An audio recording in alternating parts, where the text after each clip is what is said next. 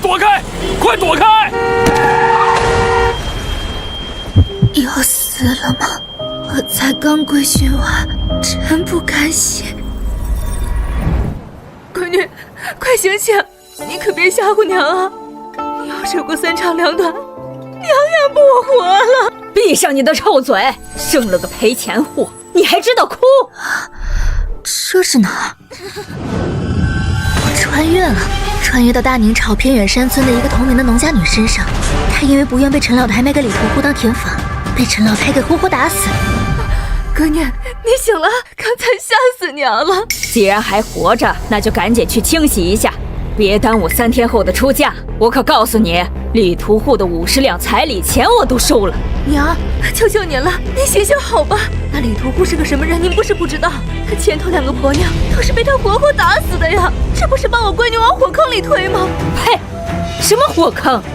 李屠户虽说性子暴虐点儿，人长得粗鲁些，可他家顿顿有肉吃，有钱花。青丫头能嫁给他，那是他8辈子修来的福分。再说了，你3弟马上就要服侍，没有银钱打点，咋考取功名？不管咋说，这死丫头必须得给我嫁过去。娘，恩熙求你了，只要不把青丫头嫁给那李屠户，你让我干啥都行，我当牛做马伺候你。你少废话！将来你3弟考取功名，咱家有的是女婢家奴，你就等着享福吧。娘，我就青丫头这一个闺女，我不能眼看着你把她卖了。你若执意卖了她，就先打死我吧。你别死呀活呀的威胁我，要是敢说半个不字，等老大回来，我就让他休了你，滚回你的娘家去。娘，你这是想要了儿媳妇的命啊！我娘做错了什么？你凭啥让我爹休妻？反了天了！你个死丫头片子，还敢跟我顶嘴！看我不打死你！哎呦！哎呦喂，疼死我了！哎呀，要出人命了！这死丫头要害死我这个老婆子！娘，您怎么了？快起来！谁把你推倒了？哎呦，我的好儿，这个遭天杀的死丫头要谋害你老娘啊！老三媳妇儿，你们替我好好教训教训她。陈青青，你这个丧良心的东西，连自己的亲奶奶都敢打，你还是不是人呐？你眼里还有没有长辈？真是个有娘生没娘养的贱骨头！三弟妹，你嘴巴放干净点，青青没有打娘，是娘要打青青，青青躲了一下，娘自己没站稳才摔倒的。哼，大嫂，你当我们是瞎子还是傻子？娘这么大年纪了，还能自己摔成这样？我看就是你们娘俩合起伙来欺负娘。青青，你怎么能对奶奶如此无礼？懂不懂什么叫孝道？还不快跪下给你奶奶道歉！三叔，你说这些话也不嫌臊得慌。要不是为了你，我哪能把我卖给李屠户？胡说八道，咋能说是卖？这是你奶奶费了好大的劲儿才托媒人给你选的好人家，去了李家你就能吃得饱穿得暖，那是掉进了福窝窝里，你咋不知道好赖呢？享福？既然你们觉得这是好事，三叔为何不把陈若兰嫁过去？若兰金枝玉叶，将来是要嫁到城里当少奶奶的，怎么能跟那个杀猪的扯上关系？哎呀，青丫头，要不是若兰年纪小，这好事儿不能轮到你。你这孩子咋还不知足呢？三叔，你莫不是读书读的脑子坏掉了？我和若兰同岁，她只比我小了2个月。既然你觉得嫁给李屠户是掉进了福窝窝，这好事我不和若兰争。小2个月也是小，哪有姐姐不嫁妹妹先嫁的道理？你就乖乖听话，先嫁了。你若兰妹妹的事还不急。三叔，你这话说的就不对了。如果我没记错的话，我三婶当初和你成亲时，她娘家姐姐也没嫁人，她就先出嫁了。这件事咱们南山村哪个不知，哪个不晓？你这丫头好不要脸，让你嫁给谁就嫁给谁，哪有那么多废话？真是个不知道天高地厚的死丫头！若兰以后可是秀才家的大小姐，你和你爹就是个泥腿子，你们能比得了吗？住手！都在干什么？娘，若兰是你孙女儿，青丫头也是，你怎能这样说她呢？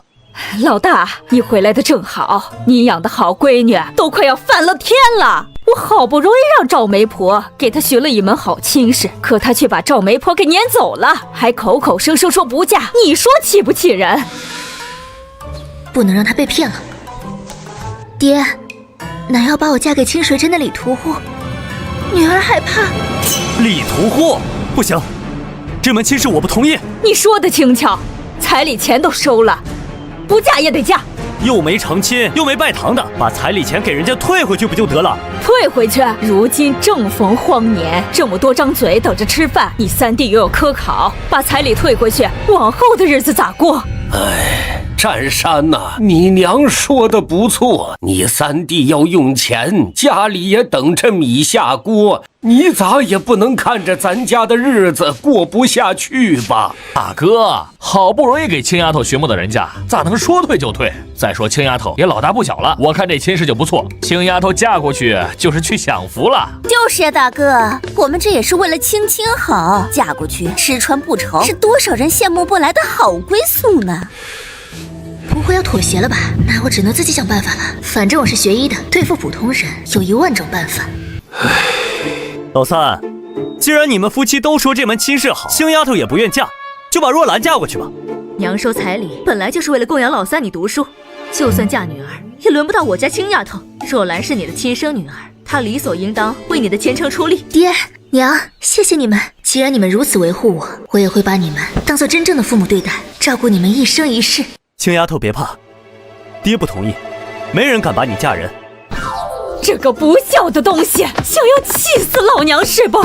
居然敢不听我的话，我真是白白生养了你！哎，我这是造了什么孽呀？占山呐，你娘也是没办法，青丫头要是不嫁，咱家吃啥喝啥，哪有钱送你三弟进书院，还咋去参加院试？你三弟的前程可就毁了。爹，那李屠户就不是个好人，把青丫头嫁过去，那不是要了他的命吗？占山呐，你放心，等你三弟中了秀才，到时候巴结咱家还来不及，哪儿还敢为难青丫头？爹，今年年景不好，不如让我三弟歇上1年再考吧，这样既不用把青丫头嫁给李屠户，咱家的日子也能好过些。老大说的倒是有点道理。爹，哪有因为年景不好就不参加科考的道理？而且我今年可是做足了准备，就连算命的都说我今年定能考上秀才，我有信心，一定能中。我的好儿啊，爹相信你。爹娘眼里就只有他们的宝贝老三，我儿子都15了，连个说亲的钱都没有，他们问过一句吗？爹，我觉得大哥说的没错，反正三弟考了10多年也没考上，不差这一回。咱们就算去打柴卖苦力，也能把眼前的苦日子熬过去，没必要非让青丫头去送死啊！这个二叔平时闷不吭声，没想到还挺明事理。你给我好好干你的活，家里的事轮不到你在这指手画脚。爹，既然你不同意三弟歇1年再考，那就想别的办法弄钱。反正我不同意把青丫头卖了。哎，我这是造了什么孽呀？养了个不孝的玩意儿啊！娘，求求你了，占彩的书修，我们再想想别的办法。您就把青丫头这门亲事退了吧。不嫁青丫头也行，那就把陈寒送进宫去，当太监换赏银，一样可以解决家里的困境。这个老妖婆！娘，小寒才8岁，送进宫那不是要了他的命吗？不行，我不同意，绝对不行！这也不行，那也不行，你们是要逼死我老婆子吗？你这个不孝子，窝囊废！既然舍不得你闺女儿子受罪，不如你去吧。好，我去，我进宫。二大爹，你可别吓唬我！你撇下我们娘几个，叫我们可怎么活呀？那下贱的营生会被全村人戳脊梁骨的，咱陈家丢不起这个人呐！爹，儿子宁可丢人，也不能眼睁睁看着我女儿去送死。你也别道听途说，咱家青丫头是个有福气的，没准嫁过去，那李屠户就转了性子，会善待她呢。老话说，江山易改，本性难移。要是青丫头真被打死了，我后悔都来不及了。你别强迫青丫头了。青丫头，你看看，你都把你爹逼成啥样了？你要是还有点孝心，就别再折腾了。是你们，非要把我卖给李屠户，把我推进火坑，为难我爹的是你们，不是我。你们要是不想让我爹进宫当太监，就赶紧去把彩礼退了，让我三叔歇上1年再考。只要咱们一家人齐心合力，今年的苦日子一定能熬过去。那怎么行？不让你三叔参加院试，万一错过了今年的时运，明年还怎么考举人？我就不嫁。你别强迫青丫头了，我已经决定了，进宫当差。你给我滚一边去！我丢不起这个人。这有什么丢人的？我看老大这个主意就不错。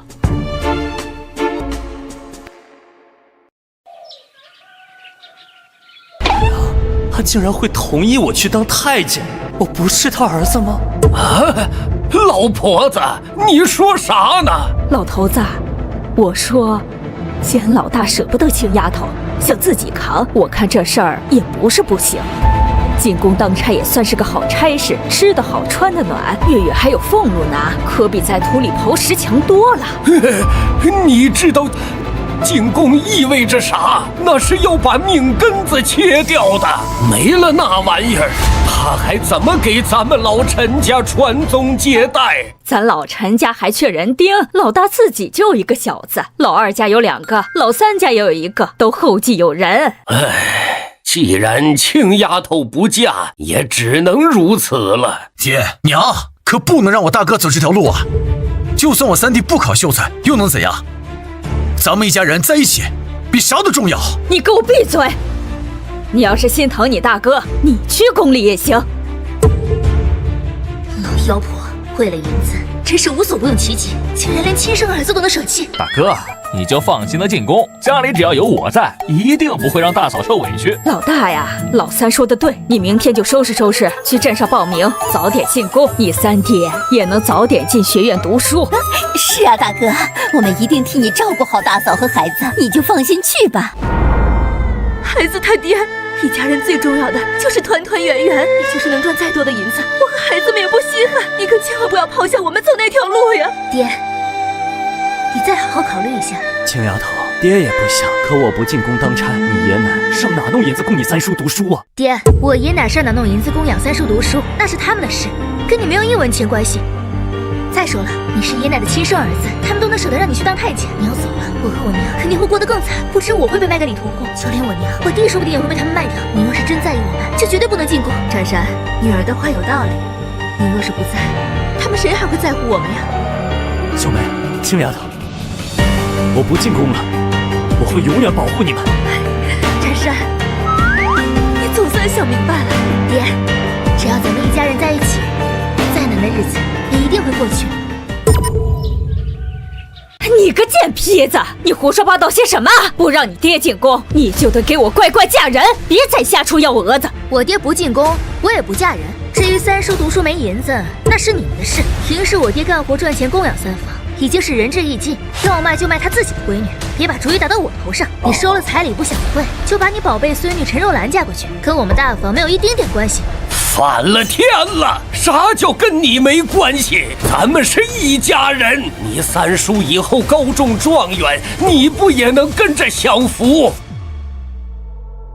哼，这样的话，我听了近20年了。爹，我供养他这么多年，已经尽到了大哥的责任。如今他已经34岁，想要继续读书，就该自己想办法凑银子，而不是把主意打到我女儿头上。一派胡言！老三忙着攻读学业，你让他上哪儿弄钱去？你是我儿子，是占财的亲哥哥，家里有困难，你就有责任解决。把你闺女嫁出去怎么了？将来老三光耀门楣，少不了你们的荣华富贵。大哥，我觉得你说的太过分了。干点活能累死你咋的呀？咱们兄弟之间说这话可就没劲了。这要是换做你要考秀才，我当兄弟的就是上刀山下火海，眼皮都不带眨一下的。你太让我寒心了。瞅瞅，你们都瞅瞅，老三这觉悟多高！老大，你好好学学，当大哥的得有大哥的样。让我跟老三学什么？学他自私自利，让他只放弃今年1年的科考，歇上1年都不行。学他两耳不闻窗外事，一心只读圣贤书。我恨我没早看清他这副面孔，让他作威作福这么多年，如今想让我卖女儿，你们想也别想。我爹说的对，我三叔就会吹牛皮、画大饼，他要真为家里着想，1年不参加科考能怎么的？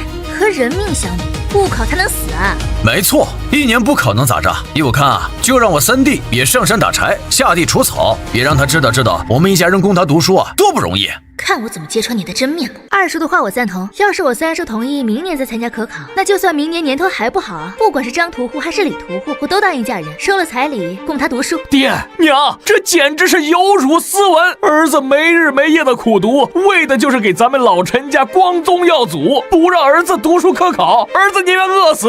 娘，占才读书一点也不比大哥二哥干活轻松，不让他考，那不是要他的命吗？老婆子，你看这事儿咋办？咋办？老三苦读了这么多年，当然不能荒废学业，科考必须得参加。娘，你放心，儿子今年一定考上秀才，替咱家争光。好儿子，娘相信你。老大，既然你不愿意再供养你三弟，我提议把亲丫头嫁人，你也不接受，那你就从这个家里滚出去！我就当没生养过你这个儿子，以后老三有出息了，你也休想回来沾光。太好了，我正愁怎么分家，这老妖婆就亲自把梯子搭好了。娘，你不能因为老三读书就把我们撵出去啊！要是被赶出去，村里人的唾沫星子会淹死我的。娘，您消消气，被气坏了身子，都是儿媳的错，儿媳给您赔礼了。占山，娘也不是非要赶你们出去，你只要乖乖把青丫头嫁给李屠户，这事儿就算了。往后咱们一家人好好赚钱，供你三弟，等他考上秀才，你们也能跟着体面。那也不能卖了青丫头啊！给你2个选择：第一，同意青丫头的婚事；第二，分家。你们给我搬出去！自此以后，我不是你娘，你也不是我儿子。娘，你这是要逼死儿子？哼，见过不要脸的，没见过这么不要脸的。既然你们无情，就别怪我无义。爹，既然奶奶要分家，那就分了吧。要是咱们再赖着不走，给我奶奶记住个好歹，您可真背上不忠不孝的骂名了。闺女，你别乱说话。放心，娘不会让你奶奶把咱们撵出去的。娘，你别担心，就算饿死，也比被那李屠户打死强。再说了，我爹为了供三叔，万一哪天想不开，偷偷进宫当了太监，娘你舍得吗？分了家，你不怕挨饿吗？不怕，只要跟爹娘在一起，咱家的日子一定会越来越好。哼，一定是欲擒故纵。青丫头，你可想好了，分了家，你们就不再是我陈家的子孙。以后你三叔考上秀才，免减赋税，免征徭役，可都跟你们没半点关系。什么狗屁秀才，我才不稀罕。若我想，我小弟陈寒一样能考上秀才。青丫头，就凭你，镇上学堂1个月就要2两银子束修，说大话也不怕闪了舌头。不就是2两银子？这么多年我爹赚的钱都给我三叔叫束修了，这钱拿来供我小弟不好吗？为啥要把宝压在一个考了10多年都考不上秀才的人身上？死丫头，你说什么胡话？老大，今天你给个痛快话，是把青丫头嫁给李屠户，还是你们给我滚出去？娘，儿子不孝，不能在您和父亲面前尽孝了，望爹娘多加珍重。好得很，你竟然为了一个赔钱货，连老娘都不要了。娘，是您不要儿子了，儿子哪舍得离开您呢？老大可是干活主力，他要是真走了，田里山上的活谁干？老婆子，你先消消气，家岂是说分就分的？咋不能分？留着他们这些吃干饭不干人事的干啥？趁早分出去，饿死活该！哎呀，不行，老大走了，谁供我读书？娘，您千万要冷静，不能分家呀！娘，展才说的对，可不能分家呀，分了家要被村里人笑话的。跟我斗，等把你们撵出去，给你们2亩沙地，饿个半死，还不得乖乖回来求我？到时候就由不得你了。老大，既然你已经决定搬出去干过，娘也不为难你，该给你的不会少给你，不是你的你也没权利争取。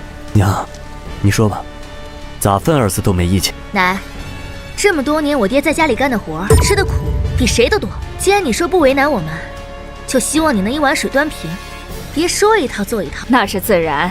人老奸，马老花，这老妖婆心里早就想好怎么坑我们了。口说无凭，既然要分家，就得有见证人，立下字据才能生效，免得以后狗扯羊皮，撕扯不清。丫头心思这么缜密，就先让你蹦跶几天，等你们吃不上饭了，我非得让你跪在地上求我不可。好，依你。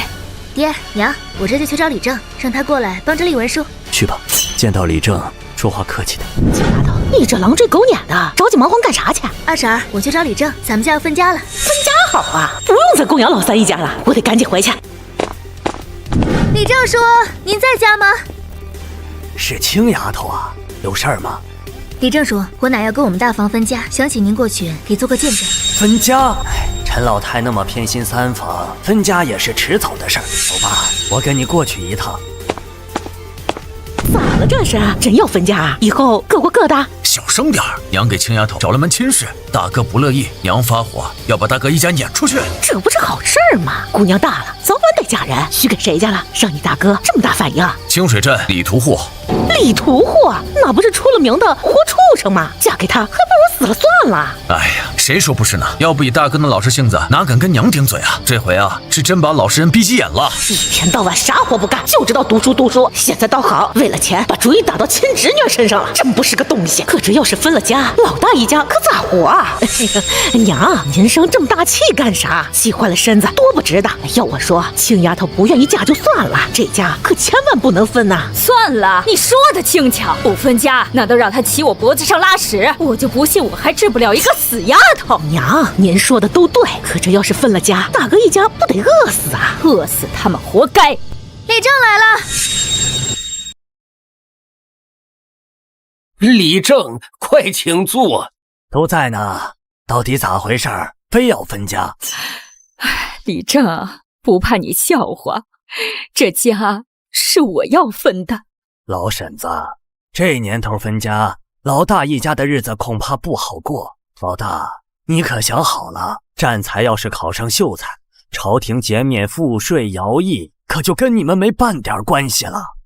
李正，分吧，要是不分，青丫头就得嫁给李屠户，那不是白白送死吗？就算饿死，我也不能让女儿被打死。李正叔，您就写分家文书吧，什么秀才不秀才的，我们大房不稀罕。我爷奶这么偏心，就算三叔考上状元，也跟我们没关系。明年开春，我就送我弟去镇上读书。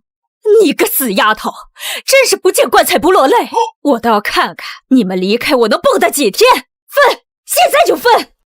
老婶子，那你打算怎么分？田地、粮食？粮食？谁家还有余粮？就剩1袋子米糠，给他们1半。老三媳妇，去把东屋墙角那半袋子米糠拿出来。哼，青丫头，三婶劝你一句，赶紧给你奶奶磕头认错，乖乖等着当新娘子，这事儿就过去了。别到时候跟条狗似的，舔着脸回来要饭吃。哼，你放心，就是要饭也要不到你家门上，倒是你们，别等我们家发财了再来后悔。哟，口气还不小，我们能后什么悔呀？老婶子，那银钱呢？我们家1文钱也没有。既然没钱，我们也不要。但当着李正的面，我把丑话说在前头，你收了李屠户50两银子，我不嫁，这钱你理应退回去。以后李正来找麻烦，跟我们大房没半点关系。那是当然，不用你担心。好，有你这句话就行。李正说，也请您给做个见证，免得有人以后忘了今天说过的话。好，青丫头，这个证人我当了，日后若是有人拿这事儿要挟你，我自会替你澄清。老婶子，那你打算分给占山哪块田地？西边山坡上的2亩沙地归老大家。西沙那边都是沙地，恐怕一家5口连吃的都不够啊。能给他们2亩地，已经是我心善了。娘，西山那地儿今年连颗庄稼都没出，您这是要饿死儿子。沙地长不出粮食，不过算了，只要能分家就好。以我的医术，绝对能够发家致富。你宝贝闺女不是说了吗？分家后就能发大财，你还怕饿死？等着跟你宝贝闺女享清福吧。李正，我们家房子不多，隔壁那2间牛棚就分给他们栖身，他要是同意，你就写文书吧。占山，青丫头，半袋子米糠，2亩沙地，2间牛棚，你们要是觉得分得合理，我就写分家文书，按了手印儿，可就生效了。等一下，李正说，分家得算清楚。鸡窝里那4只母鸡，一直是我和小韩捉虫喂大的，得分我们2只。想得美，那是留着给你三叔下鸡蛋补身子的。奶，你偏心，那是我和姐养的，凭什么不让我吃？小兔崽子，还想吃鸡蛋？吃屎你都不配！拿着，今晚姐给你炖肉吃。你个死丫头，那可是下蛋的鸡。下蛋的鸡怎么了？没都杀了，是给你留面子。你要是觉得少，我不介意把那2只也宰了。你看我敢不敢？好了，李正说，您可以写文书了。好吧，自今日起，老大陈占山自立门户，各行其事，各安生业，各不相谋，不许反悔争执，恐后无凭，立字为据。你不孝的混账东西，为了个死丫头，居然敢跟我作对，白眼狼！早知道生下来就该掐死。李正，你先等等，这玩意儿不能这么写。老婶子，你还有什么要补充的？我刚才想了想，分家太便宜他们了。既然老大不忠不孝，我就当没生过这个儿子。我要和他们一家断绝关系。李正，你再受累，给写个断亲书。断亲好啊，这个老妖婆为了她3儿子能读书，啥奇葩事都能干得出来。断了亲，刚好断了后顾之忧。老婶子，你糊涂啊！哪有跟亲生儿子断亲的？这事儿你可得三思啊！娘，你这是要干啥呀？好端端的，咋还要断亲？是啊，娘，你是不是气糊涂了？这要是断了亲，以后还咋卖那丫头啊？你俩别说话。老大，念在母子一场，娘再给你最后一次机会。你要是现在同意把青丫头嫁给李屠户，你还是我儿子。你好好想想，现在这年纪，你自立门户能活几天？要是执迷不悟，到时后悔可就来不及了。占山呐，你娘说的对，你3弟将来是要当大官的，到时候你也能沾光，过上锦衣玉食的好日子。你要是一意孤行，以后可就别想让你3弟帮衬你。爹娘，老3的前途就真的比青丫头的命还重要吗？要是今年歇1年，所有的事情不就都解决了吗？你们为啥要这么逼我？呸！一个赔钱货，哪能跟你3弟的前途比？俗话说，姑娘外向，死了外葬。你咋就不明白这个道理呢？娘，你要断亲，儿子，如你所愿。老婶子，你可想好了，免得将来后悔。我后悔啥？后悔的该是他们。等我家老3中了秀才，以后就是举人老爷，吃朝廷俸禄的。断，必须得断！我不缺这样的儿子。李正，既然大房不愿意跟着我享福，你就快点写断亲书吧。李正说，既然我奶执意要断亲，那我们也不强求了，免得显得我们大房有所图谋。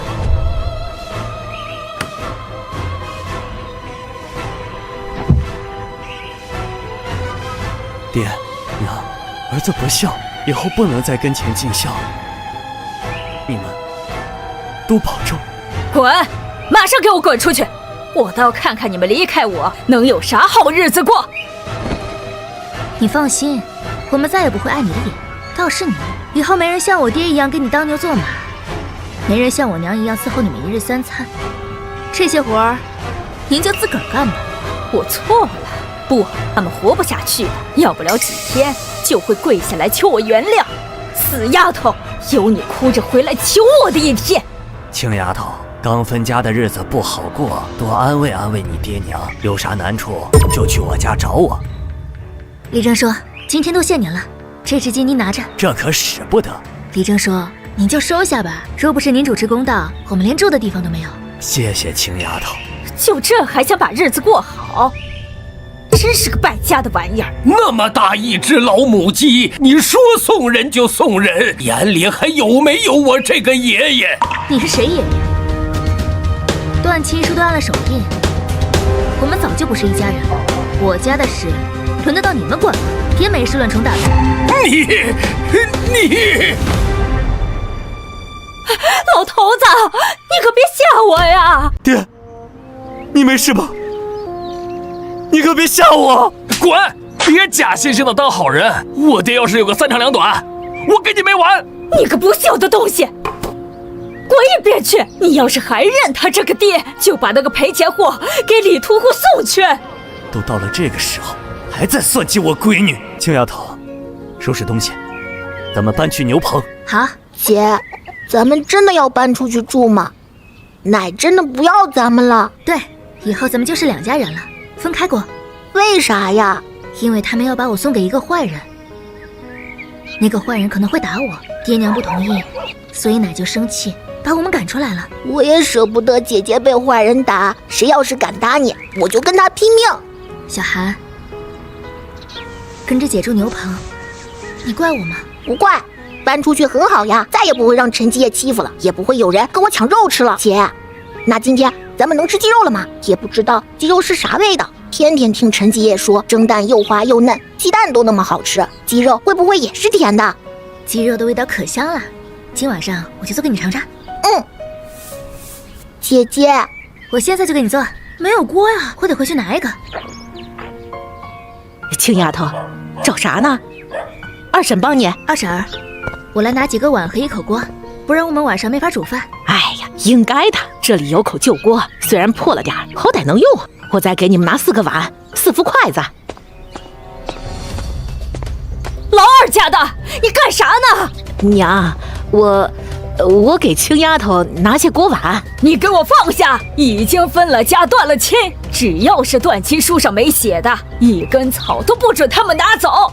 可是娘，没有锅碗，大哥一家咋煮饭啊？谁是你大哥？那是他们的事，用得着你操这份闲心？青丫头，婶子帮不了你了。无非是想逼着我们一家回来求你，做梦。没事儿，二婶儿，我再想办法。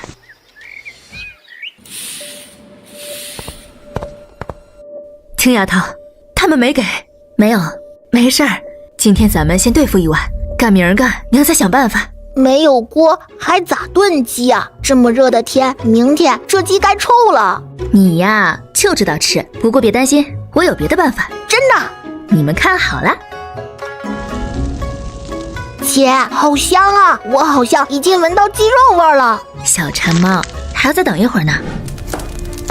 二嫂，你说娘是不是存心刁难人？竟然让我跟你学做饭，我哪儿干过这种活呀？看见锅碗瓢盆我就头疼。凤娇，你也甭抱怨了，要不是为了你家男人读书，婆婆能想着卖青丫头？要是不卖青丫头，也不至于闹到分家又断亲的地步。这一切都是因为你们3房而起，你呀就熬着吧。你少说风凉话，说的好像你不吃饭似的。不管怎样，我可没想着卖人家的姑娘。你以为谁都跟你们2口子似的，自家闺女当宝贝疙瘩宠着，打别人家孩子的坏主意？要我看，分家就对了，免得赚了钱也喂不熟你们3房这样的白眼狼。你欺负人，我告诉婆婆去！臭不要脸的！我不喂你们吃喝，看你们能蹦跶几天！以后休想再登我陈家的门，饿死你们这些没良心的狗杂种！娘，您先消消气，别骂了。现在咱们跟大房写了断亲书，那李屠户那边咋办呢？彩礼都收了，不能真退回去吧？退啥退？谁说要退了？这不离商量好的日子还有10来天吗？不急，过几天再说。哎呦，我的亲娘，这都火烧眉毛了还不急呀？我就想不明白，你吓唬他们一下就行了，咋还真断亲了？以后咱们还咋卖？亲丫头，这不是自断财路吗？瞅把你急的！你想想，就那小半子米糠，够他们几口人扛几天。我这么做就是让他们长长记性，到时候他们得跪着来求我，我就是让他们去死，他们也得乖乖听话。娘，你说的有道理，可万一他们私自给亲丫头许了人家，那咱们不就抓瞎了？要是真那样，咱们就去给亲丫头造谣，泼脏水，说她不正经，看看到时候谁家愿意娶个破烂货。啊，娘，还是您聪明，他们是逃不出您的手掌心喽。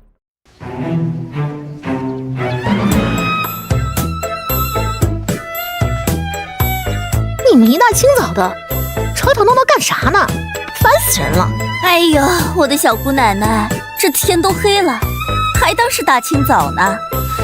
咱家都快乱套了，你还能睡得着？乱套？乱啥套？你大伯一家和咱家断亲了。啥？断亲？这是哪个缺心眼提出来的？闹积水了，大伯走了，谁养我们啊？你这丫头胡说啥呢？是你奶奶提的。啊，对不起奶奶，我不知道。行了行了，你快宽宽脑子，别张嘴就胡说八道。奶奶，我饿了，我要吃好吃的。真香啊！奶奶，你是不是炖肉了？炖啥肉？是隔壁那家白眼狼在烤鸡吃呢。啥？他们吃鸡肉？奶，你这是越老越糊涂，咋能把老母鸡给他们吃呢？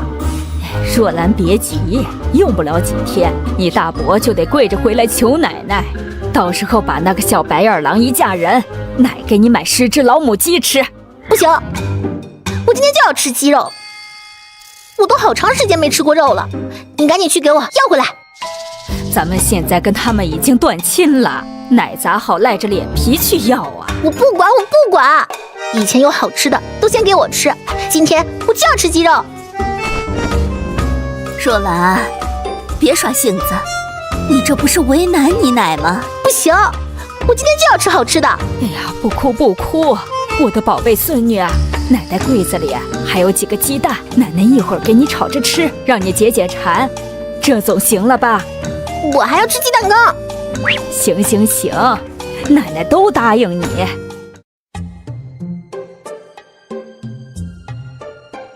快尝尝吧。姐，这就是肉的香气吗？真好闻啊！我不是在做梦吧？你快掐我一下。疼不疼，小馋猫？这可不是做梦，快吃吧。哇，这就是鸡肉，太香了。换做以前，但凡有点好吃的，都轮不到我们大方，只能眼巴巴地看着。现在，总算能吃点好的了。爹，娘，你们也快尝尝我的手艺。好吃。闺女，你手艺真好。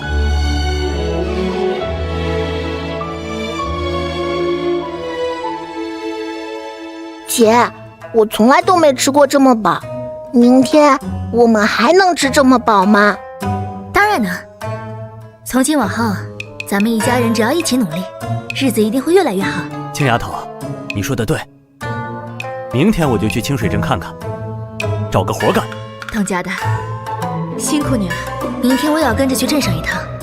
凭我的医术，赚钱养家应该不是难事。啊，我也要吃鸡肉，这破鸡蛋我不爱吃。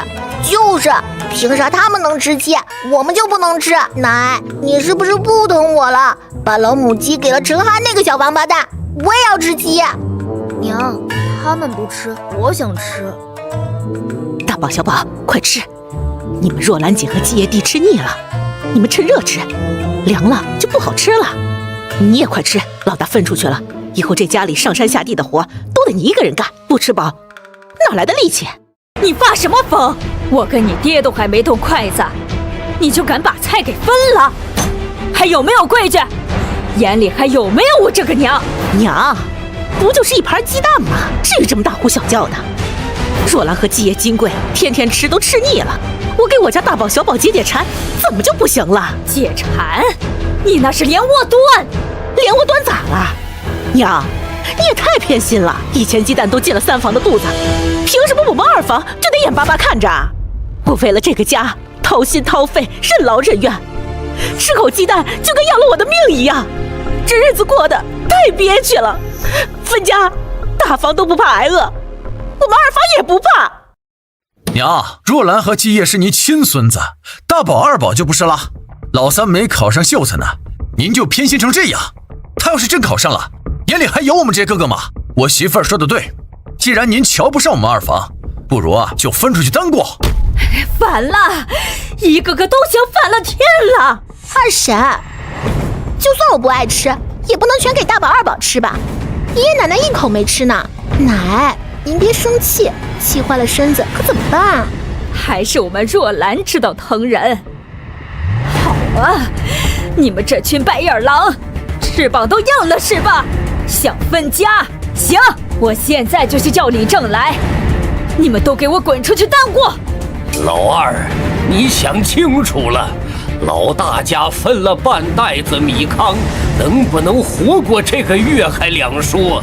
你要是真想分，我也不拦着，半袋米糠，2亩沙地，拿去，以后咱们就是2家人。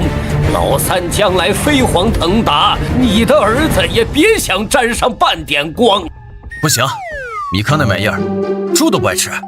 娘，您看您说的这是什么话？儿子跟您开玩笑呢，你还当真了？我孝顺你还来不及，哪舍得走啊？算你还有点良心。真是够了！家里这些喂鸡喂鸭的粗活，竟然要我和孙氏那个蠢妇轮着干。我这双手是未来秀才娘子的手，现在倒好，又粗又黑，跟个乡下婆子有什么区别？娘，咱们到底什么时候回镇里啊？天天吃那辣嗓子的糙米饭，我真是一口都咽不下去了。着什么急呀？忍着吧，等你爹的书院开课，咱们就能回去了。忍，要忍到什么时候啊？要是书院一直不开课，我们就得在这破地方待一辈子嘛。在镇上的时候，咱们顿顿有肉吃，现在呢，天天吃什么糙米饭，这种苦日子，我一天都不想过了。你这孩子是委屈你了，可你奶不是天天给你开小灶吗？家里的鸡蛋都进你肚子里了，怎么还不知足？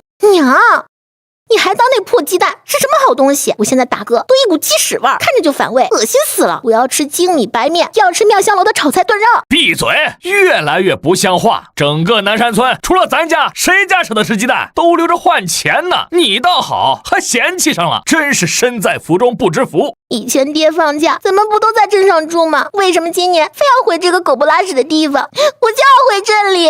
好了，若兰，别哭了，是爹不对，不该说重话。可你也知道，今年年景不好，家里没余粮，你爷奶哪拿得出那么多银子让我们去镇上住？难不成你想跟着爹去街上要饭吗？我不要，爹，我奶不是有50两银子吗？那是卖了堂姐的钱，早晚都是要给我们的。你现在就要过来，咱们不就有钱回镇里了吗？占才，我觉得若兰说的对呀，这样的日子我也受够了。我也知道镇里好，可咱娘那脾气，你们再忍忍，等大伯一家在外头过不下去了，自然会回来求饶。到时候把那死丫头送去李屠户家，咱们不就能回镇里吃香喝辣了？占才，不行，夜长梦多，我们必须尽快走。你这话什么意思？你傻呀？那50两是卖青丫头的钱，可你娘又跟大房断了期，万一大哥一家宁愿在外面饿死也不回来低头呢，这门亲事不就黄了吗？到时候娘不得把银子还给李屠户？不会吧，咱娘做事向来有分寸，半袋子米糠，大哥一家能撑几天？你这个书呆子，万一他们去逃荒了呢？你想过没有？到那时候，别说50两银子，你连书院都进不去。对呀，你说的有道理，我怎么就没想到？不行，不能再等了。要是这50两银子退回去，咱们就真没指望了。可是我该怎么跟咱娘张这个口呢？爹娘最疼你，对你的话向来是深信不疑。你现在就去跟他们说，书院马上要开课了，他肯定会把钱给你。只要钱一到手，咱们马上就走，回镇里过好日子。高，实在是高。那我过2天就去跟娘说，凤娇，你和若兰再委屈几天。还过2天，等李屠户家来退了亲，黄花菜都凉了。你现在就去，这是不是有点太着急了？沈青青要是不嫁，奶奶他们会不会把主意打到我身上？爹娘这对米虫为了钱什么都干得出来。爹，你就听我娘的吧，赶紧去跟奶要钱，咱们明天就回镇上享福去。好，我现在就去。娘，你睡了吗？我想跟你说件事儿。啥事？说吧。娘，书院马上就要开课了，儿子打算明日一早就动身去镇里。老三，田价不是还有半个月才完吗？你这么着急干啥？去镇里一天到晚都得花钱，再等几天吧。娘，这咋能不急呢？占才今年可是卯足了劲儿要考秀才，他回来前就跟书院的夫子打好了招呼，夫子特意交代要提前给他补课呢。咱们要是不去，不是服了夫子的一片好意？哎呦，书院的夫子要给占才开小灶，那可得赶紧去。对了，把家里那半袋粟米给夫子送去，表表感谢。娘，昨天分家，您不是说家里没粮了吗？哪来的粟米？嘘，小点声，这粟米是娘偷着给你攒下的，你大哥二哥都不知道，这可是好东西，拿去给夫子，咱家有面子。我就知道娘最疼我了，等儿子以后考中了秀才，一定好好孝顺您二老。好，我儿有心了。娘，这粟米我看就别给夫子了，等明年我考中了秀才，直接赏他几吊钱就行了，比送粮食体面。真是笑话，哪有给夫子送粮食的？我要是真拿去了，不得被同窗们笑掉大牙。还是我儿想的周到，这年头啥都没银钱好使。老头子，你快过来。老婆子，啥事儿啊？老三明儿就要去镇里读书了，你赶紧的把那半袋子糙米，咱屋柜子里的2斤白面，还有那半袋粟米，再拿5个鸡蛋，都给老三他们带上。你这是要把家底儿都搬空啊？都给他们了，咱们在家吃啥？吃啥？家里不是还有米糠吗？掺着野菜也能对付几个月。再说你和占良可以上山打柴，到冬天一卖，不也能换粮食？老婆子，收起你的偏心眼儿吧！老大一家被你撵出去了，往后这山上的柴谁去砍？他要是不回来，别说卖钱了，咱家冬天烧火都成问题。你就等着喝西北风吧！你胡说八道啥？啥叫不回来？我给他的那点米糠，撑死吃2天。2天后他要是不回来求我，我尿泡尿浸死我自己。娘，你也太偏心了！这粟米你宁可留给老三，都不肯分给大哥家一点，你这是存心想饿死他们。我偏心？我今天就偏心了。能咋的？我这么做都是为了这个家好。等以后你3弟功成名就，你们不都得沾他的光？就是二哥，你这人就是小心眼儿，为这点东西斤斤计较，目光短浅。你等着，等兄弟我有了本事，这点东西加倍还你。老三，你咋跟你二哥说话呢？啥叫小心眼儿？啥叫斤斤计较？这些年家里好吃的好喝的，哪样不是进了你们一家的肚？我们跟着吃糠咽菜，你不知道感恩也就罢了，还觉得我们是应该的。陈占才，你还有没有良心？二嫂，我就是随便说说，你咋还发上脾气了？三弟啊，不是二嫂说你这么多年，咱家砸锅卖铁的供你读书，图个啥？不就是图你能早日当个官儿，让家里人跟着享点福？我们苦点累点都认了，可你得知恩图报，别把我们当傻子，觉得这一切都是理所应当的。二嫂，这个自然，你们的付出我都记在心里。二嫂你放心，等我考上秀才，咱家的赋税就能免了，日子肯定越过越好。这大饼画了10几年了，还没画够。老三，二嫂就再信你一回，你要是开春能考上秀才，那皆大欢喜；要是考不上，以后二嫂可不会再从牙缝里给你挤钱读书了。可恶，竟然敢威胁我！二嫂放心，我这次一定能考上。听见没？我儿子都这么保证了。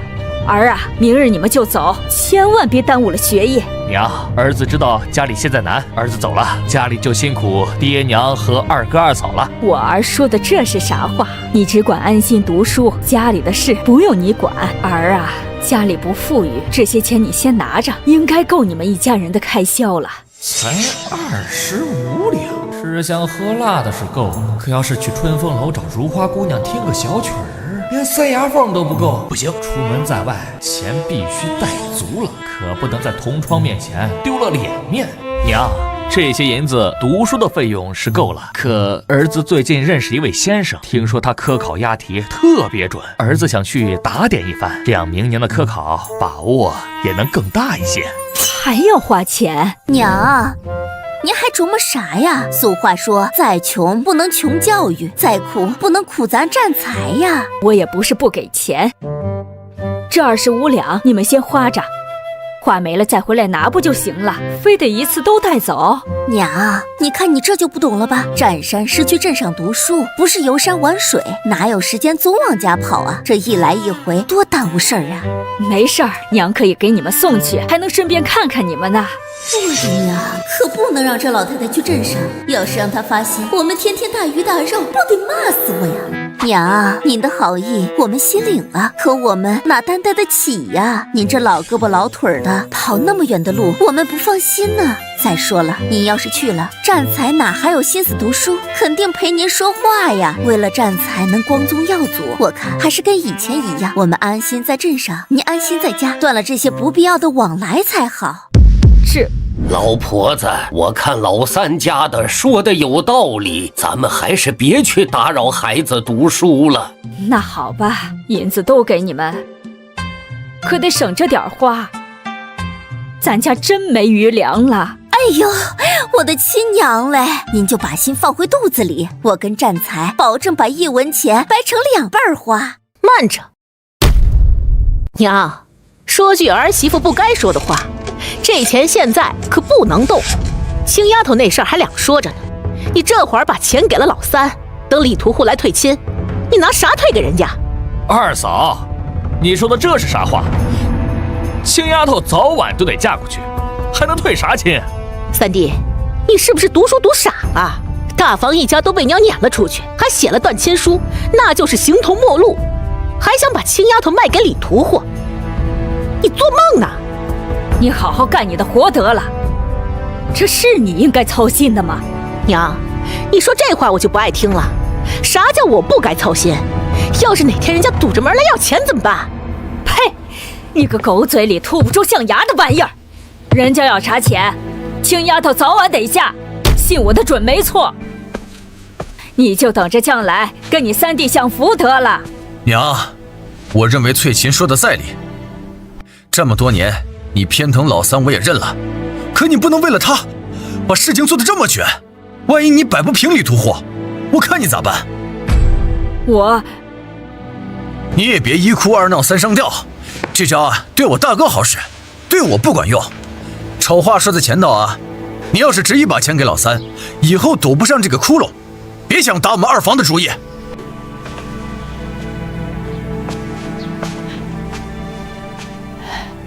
你们两个没良心的玩意儿，外人的话你们信，娘的话你们当放屁。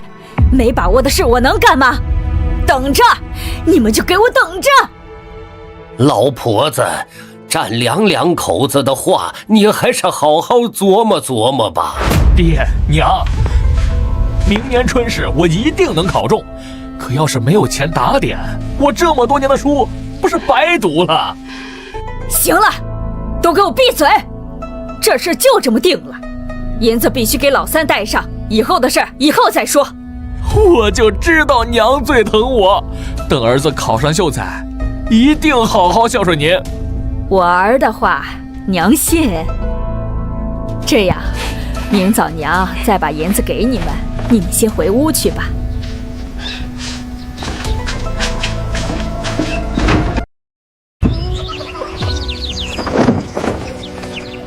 占财呀，到了镇里可要加倍努力，万万不能偷懒。娘这张老脸能不能在村里抬起来，可就全指望你了。你莫要让为娘失望啊！娘，你放心，儿子心里有数。要是不给您考回个秀才，儿便没脸再见您。出门在外，千万别不舍得花钱。娘不在你身边，记得照顾好自己。娘，有凤娇在呢，这些事儿不用您操心。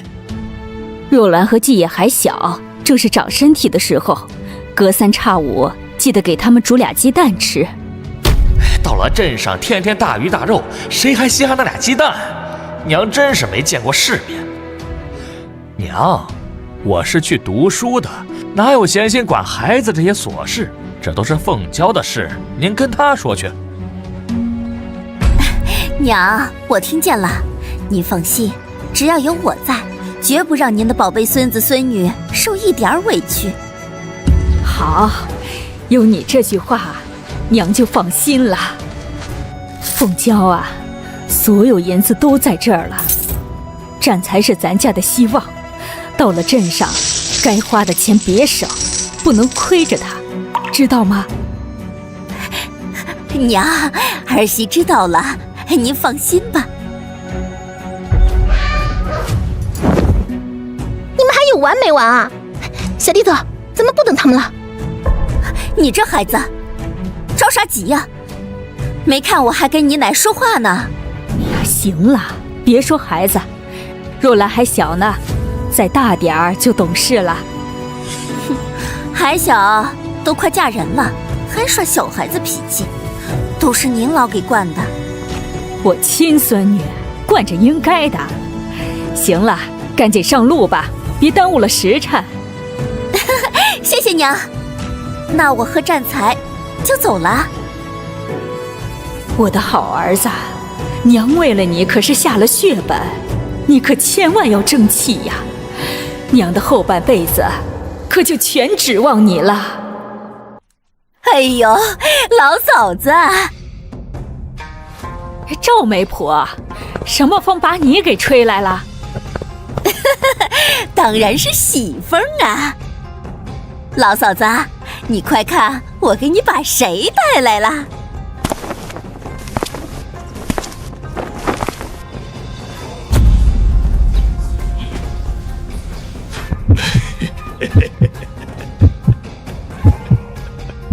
我的亲娘嘞！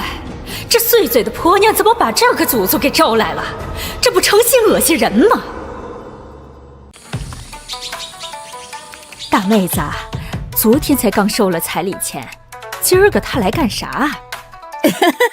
哎呦，老嫂子，瞧你这话说的，你孙女婿到我们村买猪，非得央求我带他来认认门儿，我这不就领着他来了吗？奶奶，孙女婿来看您老人家了。哎呦，我的天，这嘴是吃了屎吗？这么臭！哎呀，我的好孙女婿真是有心了，快进屋歇歇，屋里说话。多谢奶奶好意，我就不进屋了，看看您就走。既然这样，那看也看了，我就不留你了，你该忙啥忙啥去吧。不急不急。老嫂子，你这未来的孙女婿啊，孝顺，想着过来看看您，顺便问问啥时候把你们家亲丫头给他送过去呀？大妹子，这事不急，离说好的日子还有2天呢，到时候我自然会把人送过去。老嫂子，我这老婆子是不急，可你孙女婿啊，心里长了草，恨不得马上就把你孙女领回去换被窝呢。好奶奶，我听赵媒婆说，青丫头长得跟仙女似的，这些天我觉都睡不好，满脑子都是我未来媳妇儿。您就让孙女婿瞧上一眼，就一眼，我马上就走。这不是成心添乱吗？我现在上哪儿给他找人去？不行，得赶紧把这活畜生打发走。你这人真不懂礼数，哪有没成亲就看新媳妇的？这不是胡闹吗？啥叫胡闹？我李屠户以前娶3房媳妇儿都是提前开了眼的，怎么到你家就这么多穷讲究？老嫂子，你就应了吧，早看晚看，早晚都是他的人，看一眼又不少块肉，是不是这个理儿？哎呀，孙女婿，你就先忍几天，到时候我保证把青丫头完好无损的给你送去。怎么个意思啊？推三阻四的，你是不是输了银子？你想赖账？看你说的，我们家哪能赖账？完了完了，这畜生要发火了！我要是惹毛了他，他真敢动手打我。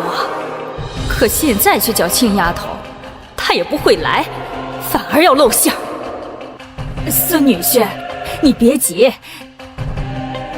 青丫头她什么他？你个老家伙磨蹭什么？没耍赖就赶紧把人喊出来，赶紧把人给我领出来！哎呀，死老头子，你倒是说句话呀！我说啥呀？老婆子，快看，青丫头在牛棚那儿呢，正好让她看一眼，打发她走。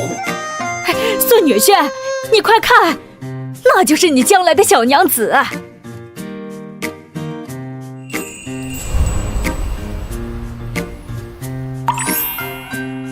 好美！天哪，这哪是人，分明是仙女下凡！这身段，这线条，带劲儿，比我以前那几个短命婆娘强太多了。这次娶过门，下手可得悠着点儿，可不能再给整死了。孙女婿，人你还满意吧？满意，满意。真是太美了，太满意了！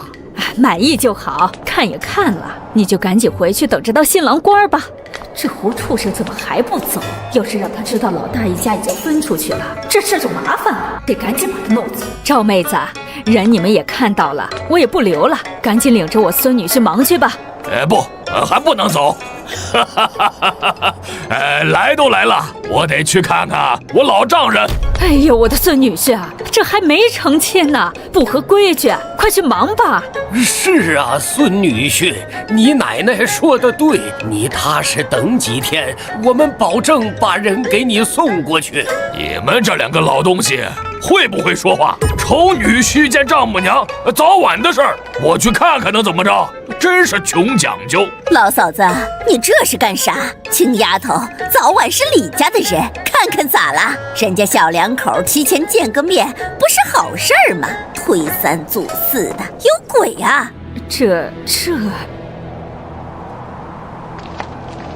赵媒婆，那凶神恶煞的男人，想必就是李屠户了。幸好已经断了亲，否则真不知道这帮人还会做出什么恶心事来。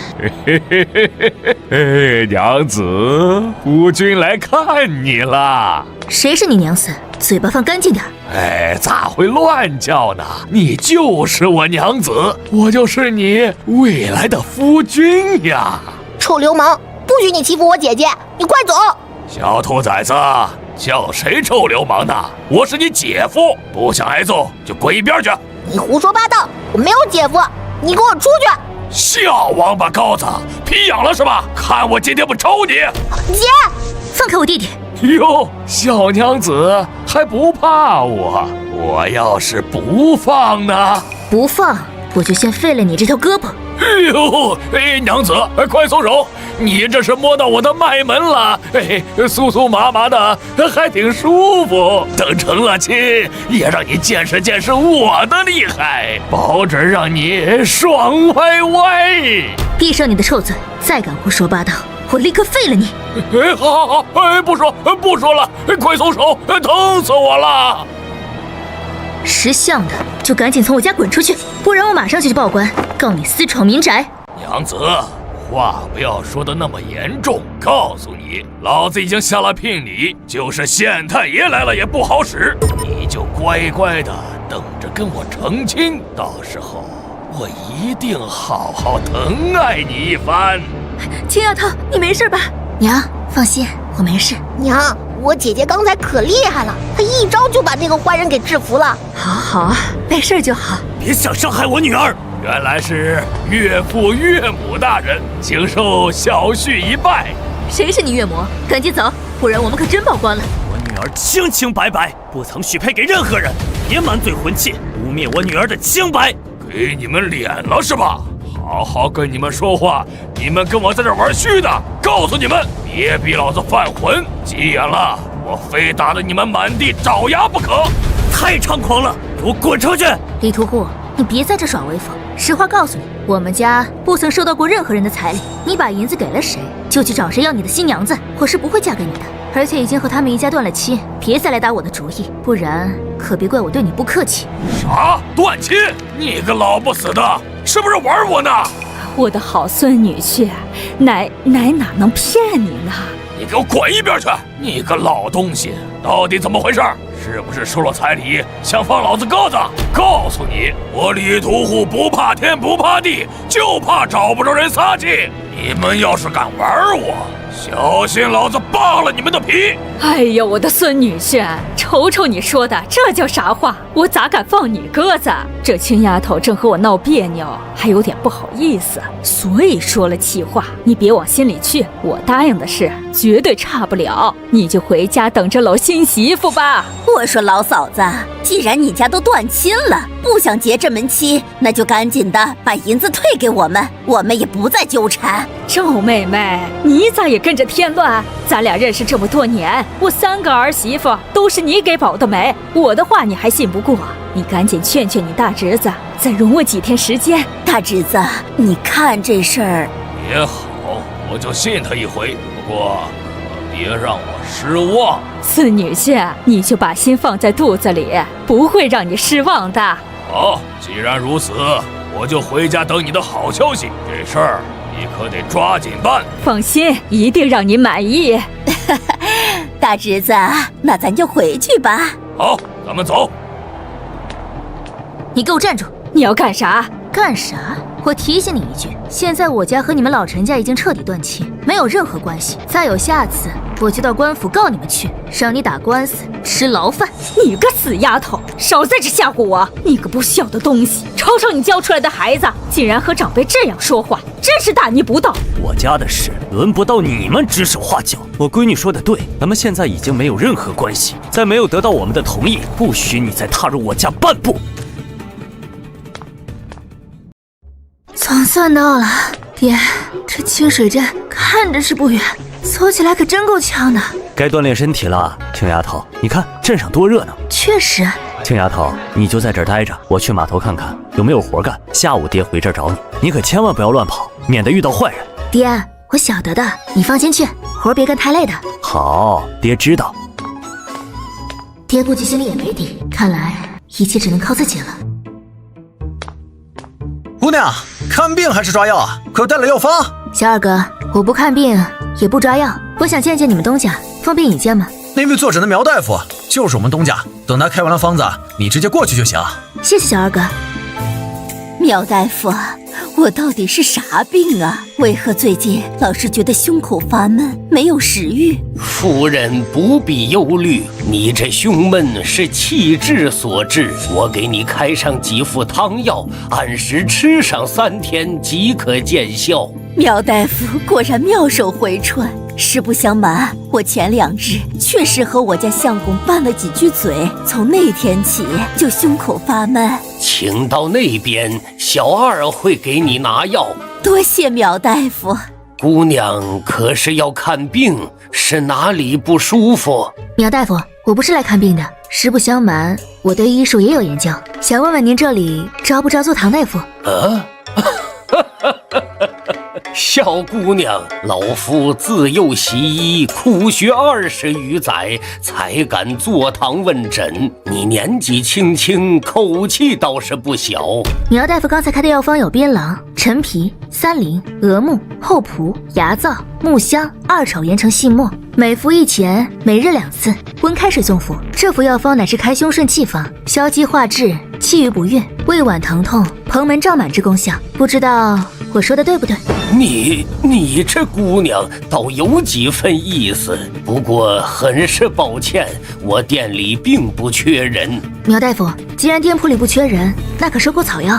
寻常药材倒是不需要，不过姑娘要是能采到人参，我们店有多少要多少。谢谢苗大夫，要是我能采到，一定来卖给你。居然不缺做唐大夫，看来这条路行不通了。想要赚钱，还得想别的办法，真是白瞎了我这一身医术，竟然无用武之地。实在不行，就只能进山挖人参了。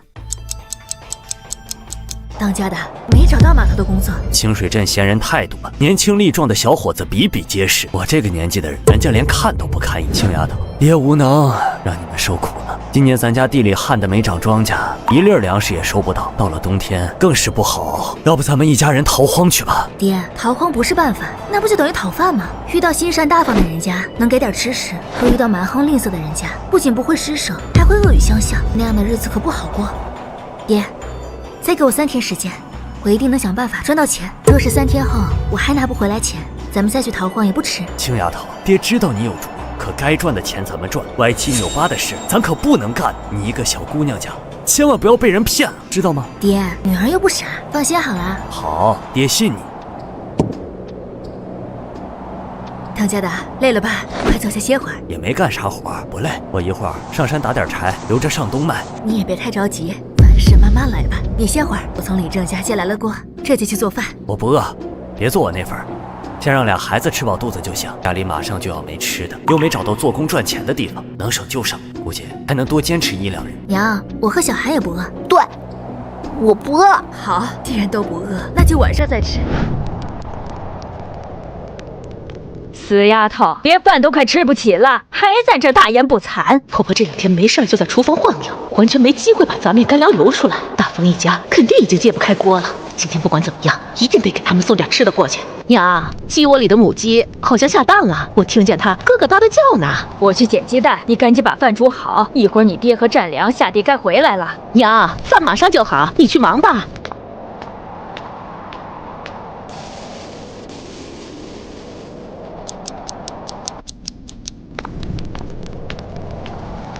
啥耳朵呀？哪只鸡咯咯哒了？我看是你也想吃鸡蛋了吧？我真听见鸡叫了，没准叫谎呢。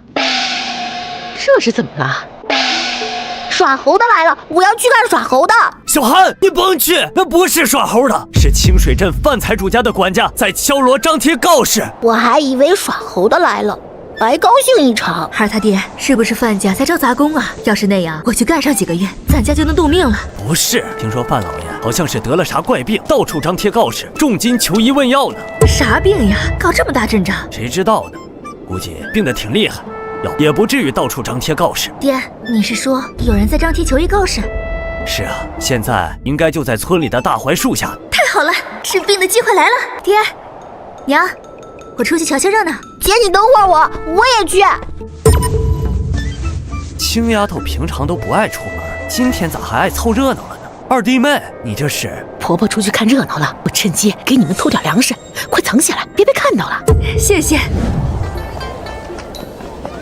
大家静一静，先自我介绍一下，鄙人姓史，名太寿。你这名字挺接地气儿，还史太臭，屎肯定是臭的，不臭狗还不吃呢。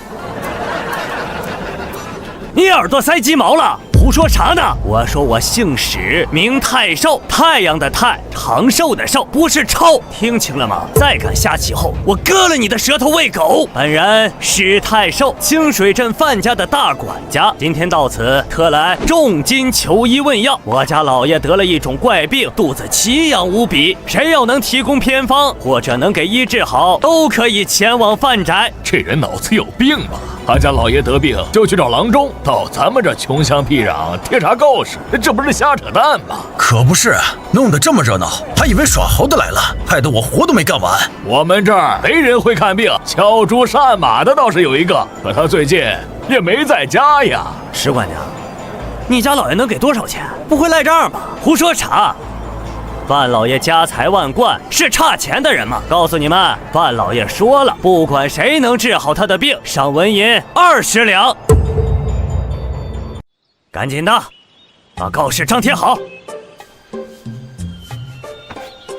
我的乖乖，不愧是大财主，一出手就是20两银子，这可够一家人吃上2年了。可不是呗，顿顿吃肉都没问题。行了，你们可别白日做梦了。清水镇的范财主可是出了名的铁公鸡，他能偷20两银子。这范财主听着不是好人，但是有20两银子的报酬，家里需要这笔钱解决困难。你家老爷真愿意掏20两银子？那是当然，白纸黑字写得清楚，谁敢反悔？打着你个黄毛丫头还敢质疑我家老爷的人品不成？不敢，我就是确认一下。大家伙都互相转告下，谁要是想赚这20两银子，接下告示前往范宅即可。走，咱们去下个村。等等，打着，你还有事儿？我能救你家老爷的命。啥？就你？你个黄毛丫头，是不是穷疯了？竟口出狂言，敢说会看病？告诉你，这可不是闹着玩的，要是出了差错，你就得摊官司。看病治伤，治好给钱，治不好分文不取。哟，这不是陈占山家的姑娘吗？我记得他家世代为农，没人学医呀，他咋说会给人治病呢？可不是，谁知道这丫头抽啥风？清水镇的范大财主可不是咱们老百姓能招惹得起的，万一出点啥差错，他能让你倾家荡产。是啊，这青丫头一家挺不容易的。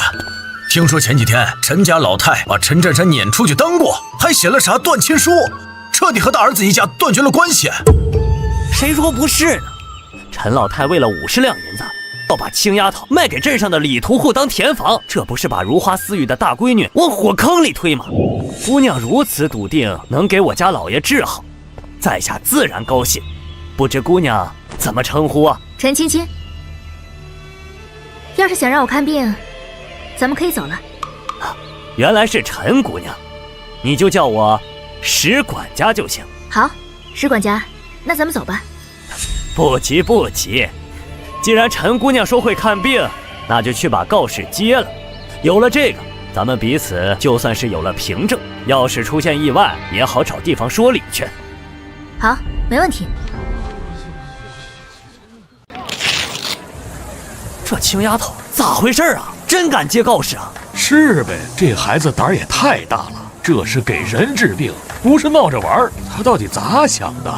哎呀，简直就是瞎胡闹！他哪有行医救人的本事？这不是给他爹找麻烦吗？谁说不是呢？看来他们家这是要倒霉呀！这位老爷，我们村可没有给人瞧病的郎中，你可得擦亮眼睛。有些人穷得连饭都快吃不上了，为了口吃食，饿得满嘴胡说八道。你可不要被人当傻子给糊弄了。是啊，你老人家可别吃亏上当，这死丫头指不定在打啥鬼主意呢。赶紧的，请陈姑娘上马车，回家给老爷看病。爹娘，不好了，姐姐把告示撕了，说要替范老爷治病。什么？他怎么这么大胆？我们快去拦着他！青丫头，你要干啥去？青丫头，这可是人命关天的大事儿，咱不能去啊！爷娘，你们不用担心，我曾得一位高人指点，学过一些医术，就有专治范老爷的病，我一会儿就能回来。不行，青丫头，你还小，爹不能让你去冒险。这位大人，刚才多有冒昧，我家小女年龄尚小，还不懂事儿。你家老爷那是方面大耳，富贵之相，肯定会转灾为福，就别让我家小女去了。少废话，告示都接了，你说不去就不去，我跟你们闹着玩呢。就算他不会治病，也得跟我走一趟。这位老爷，我求求你，别让我女儿去了，她现在还小，根本不会给人治病啊。不去也行，拿20两银子算是违约金。啥？还得20两银子？这不是讹诈人吗？爹娘，我保证治好范老爷的病，平安回来，你们相信我。青丫头，你好糊涂啊！爹知道你想替家里赚钱，可咱们也得干些力所能及的。你去给范老爷治病，这可不是闹着玩的，你让爹娘哪能放心得下呀？爹，你别着急，女儿真的有把握。占山啊，这就是你教出来的好闺女，上杆子给她找个好人家，你们不知好歹，还挑三拣四。现在好了，死丫头捅出这么大的篓子，我看她就是个惹祸的根苗，你就等着倒霉吧。真是让人不省心，这不是吃饱了撑的没事找事儿吗？现在好了，偷鸡不成蚀把米，赔了夫人又折兵。我说占山呀，你要是不想让青丫头送死，我劝你跟你娘认个错，赶紧把断亲书给撕了。只要你答应把青丫头嫁给李屠户，爹娘也跟着说说好话。老太婆，我说的对不？占山，娘就是个贱骨头，看不得你遭苦遭难。只要你还愿意认我这个亲娘，同意把青丫头嫁给李屠户，这件事我替你摆平。我们家的事儿用不着你们操心，你还是管好你们自家的事儿吧。你真是不知好歹！既然如此，你就等着给这死丫头收尸吧。收起你的烂好心，是死是活那是我们家的事，轮不到外人指手画脚。你这死孩子抽啥风？连草药你都认不全，还想给范老爷治病？若是惹下事端，连累了我们，看我咋收拾你！老太婆，你莫不是忘了我们断亲了？所以说，就算我惹了天大的麻烦，也是我家的事，跟你们没有一点关系。你若是识相，赶紧哪儿凉快哪儿待着去，别在这跟个疯狗似的乱叫唤。你们还有完没完？赶紧都给我让开！我家老爷还等着看病呢。石管家，请留步。你是谁？拦我何事？我是吴保安，南山村的李正。据我所知，这青丫头并不会看病，她接下告示，这里面可能有啥误会，容在下问清楚，你们再上路不迟。你不必多言，既然这位姑娘敢接告示，我就得带她回范府，就不劳吴李正费心了。哎，石管家，此言差矣。清水镇谁不知道范财主千金之躯？你把人带去，万一他真不会看病，连累了石管家，岂不罪过？依在下所见，还是稳妥一点的好。行，你有话快问，别耽误了我们赶路。哎，是。青丫头，我知道你们家的日子不好过，可你也不能为了赏金去糊弄人呢。李正说，我并不是为了逞一时之快，范老爷的病我会治。青丫头，你家若是没有吃的，想想别的办法，给人看病，这可不是闹着玩的。李正说，谢谢你的好意，我既然敢接告示，就有把握治好范老爷的病。你放心，我一人做事一人当，绝对不会连累南山村的任何一个人。行，那你去吧，记住，有啥事儿一定及时来通知我，莫不要自己硬扛着。好的，李正说，感谢的话我就不说了。石管家，我们走吧。陈姑娘，请上车。青丫头，你要小心呐。闺女，娘等你回来。石管家，你家老爷具体都有什么症状？怎么个养法？你大概说下，我先简单做个了解。说起来，我都觉得不可思议。1个多月前，我家老爷还身体倍儿棒，吃嘛嘛香。可最近不知道咋回事，撞了哪门子邪神，突然就觉得肚皮痒痒。刚开始我家老爷还能忍受，可后来就痒得受不了了，折腾得精神萎靡，身体是日渐消瘦，看着都脱相了。其他郎中怎么说？所有郎中诊断的结果都一样，说是得了什么血风疮，就是受风所致，药汤子没少喝，可一点用都不管，反而一天比一天痒痒。原来是这样。血风疮，中医又叫风痒、风瘙痒，多是血虚生风，内热内郁，脾胃运化失健，湿热内生所致。吃些利湿止痒的药就行。郎中在哪儿？老爷痒得嗷嗷直叫唤，赶紧去给他瞧瞧。你请来的郎中在哪儿？赶紧去后堂，老爷痒痒的快受不了了。夫人，这位姑娘就是我请来的郎中。你好，范夫人。你是郎中？你一个姑娘家能看病？范夫人放心，小女自幼习医，对各种疑难杂症略有小成，我有把握治好范老爷的病。就你，石管家，老爷让你四处张贴告示，请郎中给他看病，你找来个乳臭未干的小丫头来干啥？我看你真是活腻歪了。夫人息怒，我请来的就是郎中。胡说八道！方圆百里德高望重的郎中都让咱们请了个遍，他们都束手无策，他个小丫头片子能有啥能耐？夫人，你听我说，这位陈姑娘可是接了告示的，她亲口说会看病，我哪敢欺骗你呀？这位姑娘，你真会看病？我敢接告示，自然是懂得医术。说是范夫人不信，在下告辞。陈姑娘留步。既然你说你会看病，那我丑话说在前头，我家老爷是清水镇赫赫有名的范头，范大老爷身子娇贵得很，你要是医不好或者出现意外，后果你可要担着，懂吗？管儿，你不在后堂陪你爹，上前厅干啥来了？赶紧出去！娘，这位姑娘长得真不赖，儿子挺喜欢。瞧你这点出息，真跟你爹一个德行。少爷，这位陈姑娘就是我给老爷请回来的郎中啊。失礼失礼，没看出来陈姑娘竟是个会看病的郎中。本少爷最近总是腰酸背痛腿抽筋儿，你快帮我号号脉，看看到底是咋回事儿。范公子面色暗淡，眼神发直，黑眼圈重，不用号脉，一看就知道你已经伤到了五脏内的胰脏。要是不早些引起注意，恐怕用不上3年5载就会有性命之忧。你开啥玩笑？我就觉得腰疼，哪有腰疼丧命的？你这不是满嘴胡说吗？庸医，真是庸医！我家魂儿能吃能睡，他连脉都不号一下，张嘴就说快要死了，真是气死我了！来人，赶紧把这骗人的庸医轰出去！夫人，你先消消气儿，我这就赶他走。陈姑娘，今天就当我瞎了眼，你赶紧走。要是再敢口无遮拦，别怪我对你不客气。石管家，我刚才说的都是实情，不信你问问你家少爷，他最近是不是感觉有时头昏耳鸣，四肢发冷，畏寒怕风？啊，对，现在我还觉得有点冷呢。你这是典型的肾虚之症。肾虚之症？我家人参、鹿茸、灵芝燕我有的是，我早上喝一碗，晚上喝一碗，用不了几日，自然就补回来了。哪有你说的那般邪乎啊？我看你就是个庸医。别不相信，实话告诉你，千万别小看这腰疼病。腰子，肾之府也。你这腰酸背痛、腿抽筋、眼花、耳鸣、手发抖，正是肾病所致。表面你精神十足，实则你的腰子已经过度劳损，毒气正在悄悄扩散。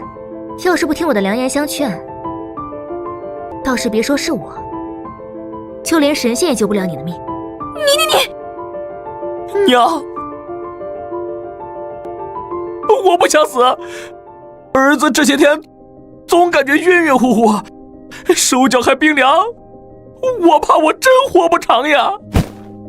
哎呀，刚才真是都有得罪，还请陈姑娘别往心里去。照你的意思，我儿这病该咋治？请你给开些良药，也算救我儿一命。范夫人放心，令郎现在病得还不算严重，无需吃药，只要注意个人的德行，禁欲禁色，用不了半年自可痊愈。太好了，这个治疗方式好啊，不管真假都能让儿子少出去鬼混。陈姑娘真是医术了得啊，不像那些没有德行的庸医，不管啥毛病，先给开上几十副汤药。魂儿，你以后不能再到外面鬼混去了，静下心在家帮你爹打理产业，记住了吗？娘，你让我干啥都行，可让我戒女色有点困难，能不能让我隔一天找一个？胡说八道！陈姑娘刚才说的话你没听见啊？你要是再沾女色，神仙来了也救不了你。好吧，那我就尽量忍上半年。夫人，老爷还在后堂养养着，要不先让陈姑娘去看上一眼吧。瞧我这记性，只顾着担心儿子，忘了后边的老爷还遭着罪呢。陈姑娘，请移步后堂，帮我家老爷诊治一番。请前面带路。哎呦，快痒死我了！来人，来人呐！你们这帮该死的都死哪儿去了？赶紧过来给我挠挠！哎，老爷，小的来了。哎呦，快痒死我了！请到郎中没有啊？老爷放心，郎中啊，我请来了，正在外屋恭候着呢。那还不赶紧把郎中给我请进来！陈姑娘，你也听到了，赶紧进去看看，给我们家老爷开点药，先止止痒。好，我先看看情况。哎呀，小心肝儿，哎，快过来，让老爷稀罕稀罕。你个老不正经的，都啥时候了，你还有这份闲心？哎呦，这是咋回事？把我都养糊涂了。老爷，你别误会，这位陈姑娘是我请来给您看病的。哦，原来是郎中啊！哎呦，又痒了，快给我挠挠！老爷别着急，你先忍忍。陈姑娘这就给你诊治。老的不争气，少的不成人，这一家子都没个好东西。范夫人，范老爷这病似乎不像血风疮。不是血风疮，那是什么病？可有良药啊？别急，我先问问病人。范老爷，你能说清楚具体是哪个部位痒吗？哎呦喂呀，具体我也说不清楚，就感觉哎呀，整个肚皮都痒痒，就像有蚂蚁在肉里爬一样。幸好穿越时急救包一起过来了，不然还真不好吃。这里痒吗？不是这儿，再往中间点儿。是这儿吗？哎，对，就是肚脐眼周围最痒。哎呦，你轻点儿，别动我肚脐眼儿。陈姑娘，别见笑。我家老爷有个毛病，最怕有人动他的肚脐眼儿。他不让动，我怎么给他医治？范老爷，我现在正在为你检查，你要是不配合，就是神仙下凡也救不了你的命。好，我配合。快住手！痒的，我想笑。赶紧按住你家老爷，别让他乱动。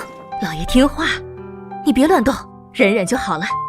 是啊，老爷，你就老实一会儿吧。哎呀，你们轻点儿，我害怕呀。爹，你别怕，陈姑娘，你就下手吧。好，都用力按住了，我要检查了。天哪，这人太脏了，肚脐眼里竟然有一窝虱子。陈姑娘，咋样？我家老爷得的这是啥病？范老爷今年高寿？48，还不算老，有点可惜啊。陈姑娘，你是说我得了不治之症吗？陈姑娘，我家老爷到底得的啥病？还能治好吗？范夫人，实话跟你说，你家老爷这病确实是受风所致，不过可不是一般的风，而是一股邪风，此症极其罕见，古人称为烂脐之症。啥？烂脐之症？陈姑娘，这是啥病？脐是五脏六腑之本，元气归脏之根，上通心神，下交肾经，乃是生命之门。你家老爷这病是先痒后疼，最后溃烂，烂到腹破肠流，也就彻底一命呜呼了。姑娘，求求你救救我，我不想死啊！范老爷，你这是干啥？哎呀，不用磕头，快起来！老爷，别害怕，陈姑娘既然能诊断出病因，那她一定有救治之法，定然不会见死不救的。陈姑娘，我这病还有治吗？范老爷别担心，遇上我也算是你的造化，换做别人根本就治不了你的病。陈姑娘，求求你，救救我，我不想死啊！范老爷，要治病可以，但你必须得遭点罪啊！行，一切依陈姑娘，只要死不了，让我吃屎都行。吃屎倒不至于，我要给你针灸。陈姑娘，你的意思是用这个扎我肚脐眼？对，没错。不行，我从小就晕针啊！哎呀，见到带尖儿带刺的我就害怕。这要是扑哧一下扎肚子上，不得疼死我呀！既然你晕针，那我也无能为力。爹，你肠子肚子都快烂没了，还怕这怕那的，不就是扎2下子吗？你就当让相好的咬你2下不就得了？你个混小子，这玩意儿能跟那事儿比吗？你真是站着说话不腰疼。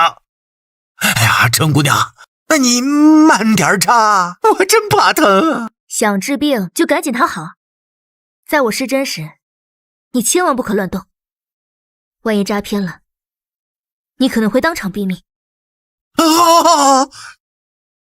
我保证不动。你们都往后站站，防止我在施针的时候伤到你们。这范财主可不是好人，要是轻而易举就给他治好了痒病，万一他耍无赖不给钱怎么办？防人之心不可无，先给他留下几只比较肥胖的狮子。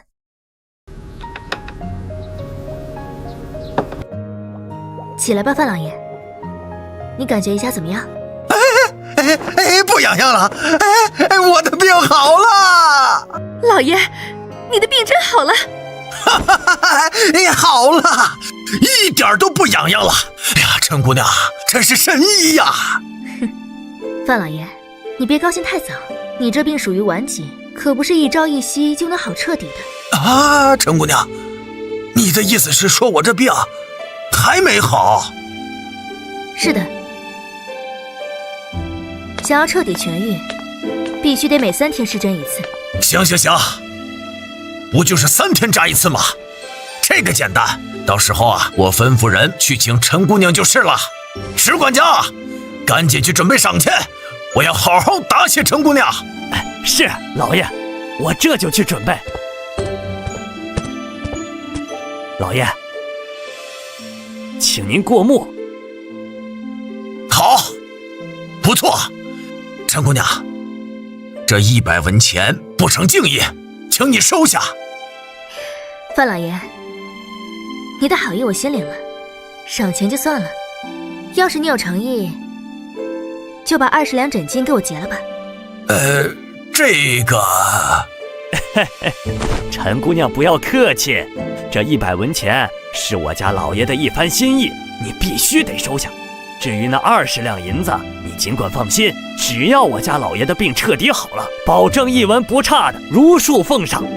哼，果不其然，看样子范家真要打来，你肚脐眼里还有好几只大虱子呢。要是不去请我，好吧，那就谢谢范老爷的赏钱，记得每3天照我施针一次。好，陈姑娘，放心。那就不打扰了，告辞。陈姑娘，我派人送你回去。好，如此谢谢范老爷了。不过我还想上街买点东西，你让车夫跟我去一趟粮铺吧。没问题，石太寿，赶紧给陈姑娘备车。是，老爷。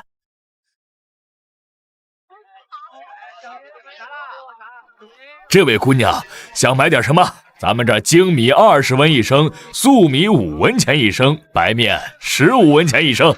100文钱，如果买大米只能买10斤，也就能吃5、6天。不行，太少了。爹娘因为疗事，每天都是愁眉苦脸。如果只买大米，他们肯定不会心安。不如多买一些粟米，毕竟家中有你心不慌嘛。老板，给我来15升粟米。好嘞，15升粟米，一共75文钱，还剩下25文钱。那就，老板，再给我切1斤猪肉。好嘞，1斤猪肉25文。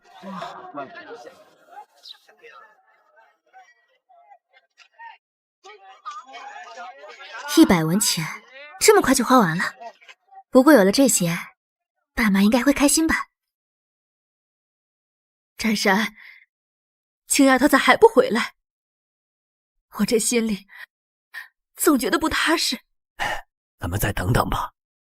李正不是说了吗？青丫头不是没分寸的人，让咱们在家等着，别着急。可她哪会看病啊？别说看病了，就连草药她也认不了几颗。去范府借告示，那不是自投罗网吗？你先放宽心，要是青丫头天黑前还不回来，我就去找李正，咱们一起到范家去要人。去要人？你说的容易。范家财大气粗，就算李正去了又能怎样？咱们青丫头本来就不会看病，万一范家再反咬咱们一口，咱们找谁说理去？那能咋办？就这么干等着不成？不行，不能在家干等着。我现在就去范家，就算豁出这条老命，我也要把青丫头带回来。要是他们敢胡来，我就连夜到县衙击鼓鸣冤。当家的，你可不能去打官司啊！俗话说，衙门口朝南开，有理没钱莫进来。咱们现在穷的肚子都填不饱，就是打官司也打不赢啊！是啊，就是去击鼓鸣冤也无济于事。范家势大，青丫头这次恐怕是凶多吉少，都怪我没本事。要是能赚到钱，女儿也不会急中生乱，只接那范府的告示。爹娘，我姐回来了。小孩，你姐回来了？她在哪儿？嘿，我看见马车刚进村里，这会儿应该快到家了。爹娘，我回来了。青丫头，你可回来了？他们有没有为难你？是啊，青丫头，你没受委屈吧？爹娘，你们放心，我这不好好的吗？没事就好，没事就好。爹，这是15升送你，还有1斤猪肉。太好了，今天能吃肉了。青丫头，你哪来的钱买这么多米？没背着娘亲做坏事吧？娘，你想啥呢？我给范老爷治病，已经止住了他的痒痒病。他赏给我100文钱，我拿着钱买了15升送你，还割了1斤猪肉。咱们今天好好改善一下生活。好，我女儿有本事。青丫头，你说的是真的？是真的，娘，你就放心吃吧。可你啥时候学会的医术？娘，你还记得前几天奶奶不是给了我一棍子吗？一下就把我打昏死过去了。恍惚中，我听到神仙说我阳寿未尽，是个实世善人，而且每一世都是行医救人的郎中。我醒来就发现自己无师自通，学会了医术。你这丫头，净说些混话逗娘开心。娘，我说的都是真的，以后要是有人问起你们，你们就说我从小遇到了世外高人，学会的医术，要不然别人该说我是妖怪了。好好好，娘知道了。要是有人问起，娘就说我家青青的医术是高人所授。老大一家根本没来服软，这要是不把青丫头按时给李屠户送去，还得把彩礼退回去。可钱都给了三儿子，上哪儿弄钱去？都怪那傻老婆子，非得闹分家，分就分呗，还写啥断亲书？这下好了，鸡飞蛋打，看你咋收拾这堆烂摊子！没事儿干就到院子里劈柴去，坐那儿摆个臭脸给谁看呢？我摆啥臭脸？我这是在替你着急。我都不着急，你着啥急？真是闲操萝卜淡操心。你真是不知好歹！现在都快火烧屁股了，你还跟个没事人似的。你还是赶紧想想，等明天李屠户来家里要人，你咋跟人家说吧？现在都这样了，你让我说啥？就是急死我，我也没辙呀。那咱们就等着李屠户来咱家闹不成？早知道这样，你就不应该和老大一家断亲。行了，你就知足吧。你也不好好想想，那死丫头能有啥本事？她要是会看病，是个人都成郎中了。范财主那是清水镇一大恶霸，万一治不好，或者说给他治死了，那死丫头就摊上了人命官司。别说她吃不了兜着走，就连老大一家都比较好过。幸亏我当时果断和他们断了亲，要不然咱家也得跟着受牵连。老婆子，你说的对，我咋就没往这上边想呢？照这样看，咱家可是躲过一个大灾难呐！可不是呗，从小我就看那青丫头不顺眼，没想到她就捅出这么大的篓子。她现在就算跪着来求我，咱们都不能认这门亲戚。那杀猪的来了咋办？老头子，你别担心，李屠户再不是人，比那范财主好对付，大不了说点好话，晚些日子再把亲丫头给他送过去。你这话啥意思？瞅瞅你这脑瓜子，又不转个儿了不是？我估摸那死丫头挨顿胖揍肯定少不了的，反正只要没打死她，咱们就还有机会。老大不可能眼睁睁地看着那死丫头遭罪，定会跪着来求我给她治伤。老大不同意把青丫头嫁给李屠户，你就不出钱给青丫头看伤，是不是这意思？没错，打蛇打7寸，挖树先挖根，想跟我斗，他们还嫩着呢。我要让老大长教训，让他知道忤逆我的下场。哎呀，老婆子，我说你咋不着急不着慌呢？感情一切尽在你的掌控之中，我咋就没想到这些呢？爹，娘，我回来啦！老婆子，你听，好像是青丫头回来了。快，咱们看看去，是不是抬回来的？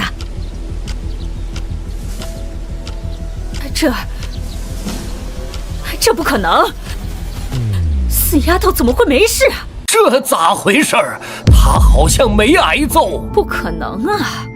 这死丫头连字都不认识，难道瞎猫碰上死耗子，给人家治好了？老婆子，你的如意算盘好像要落空啊！闭上你的臭嘴！你胡说啥？啥叫如意算盘落空了？老婆子，你别瞪眼睛，有话好好说。青丫头现在平安的回来，那咱们还咋把她嫁给李屠户？你先别着急，让我好好想想。看来这死丫头够不要脸的，她肯定被范财主给糟蹋了。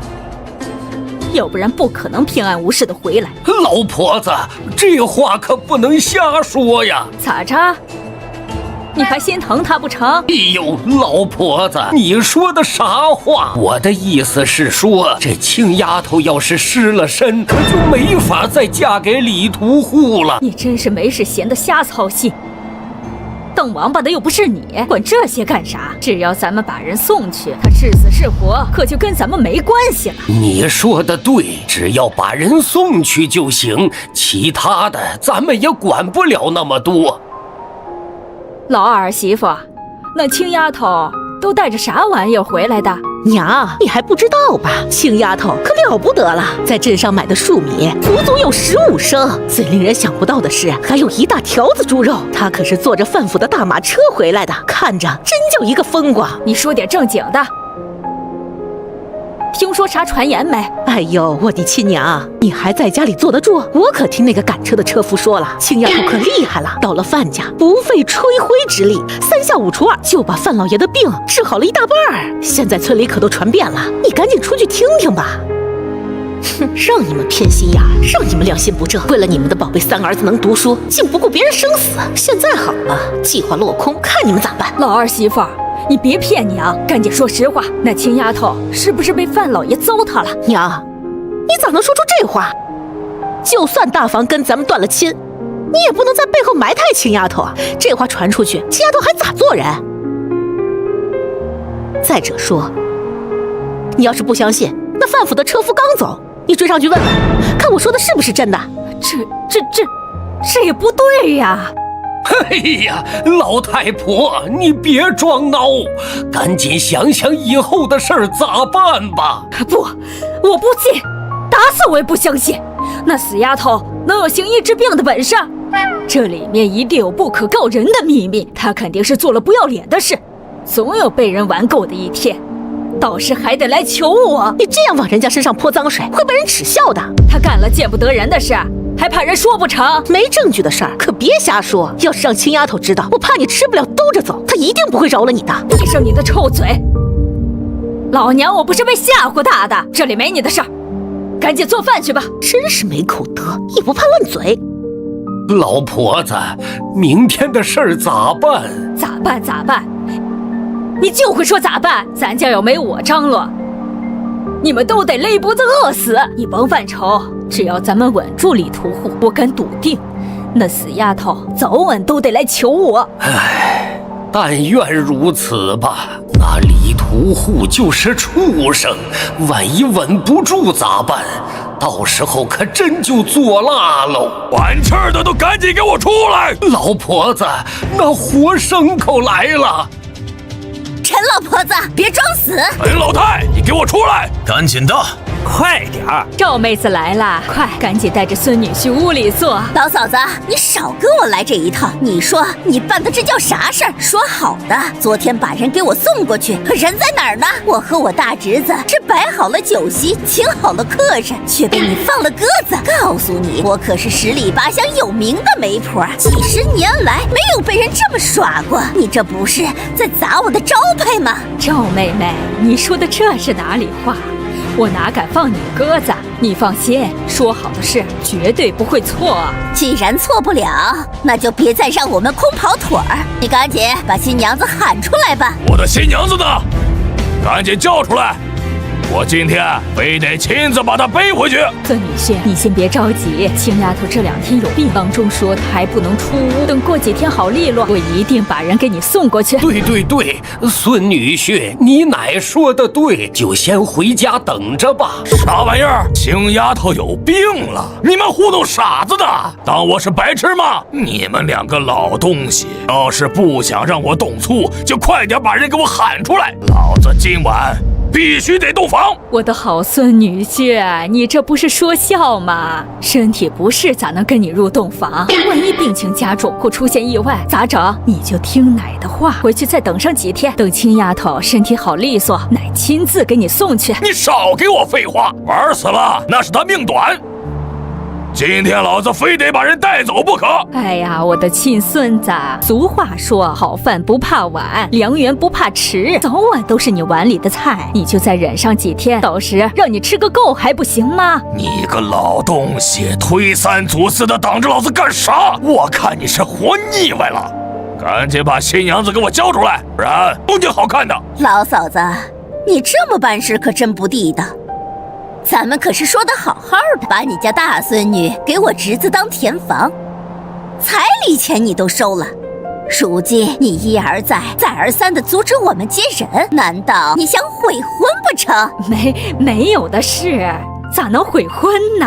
既然如此，你就别磨叽了，快点把人喊出来，不然惹恼了我大侄子，他要是撒泼犯起浑来，后果你可要想好了。孙女婿，你听奶跟你说，你先回家去，用不了3、2天，我保证把人给你送去，还不行吗？老子等的都长犄角了，你还让我等？走，跟我到院子里接新娘子去。哎，孙女婿，你可不能去啊！你听奶给你解释。你个老不死的，给我滚一边去！大哥，那姑娘是不是我们的新嫂嫂？没错，她就是你们的新嫂子，长得真不赖。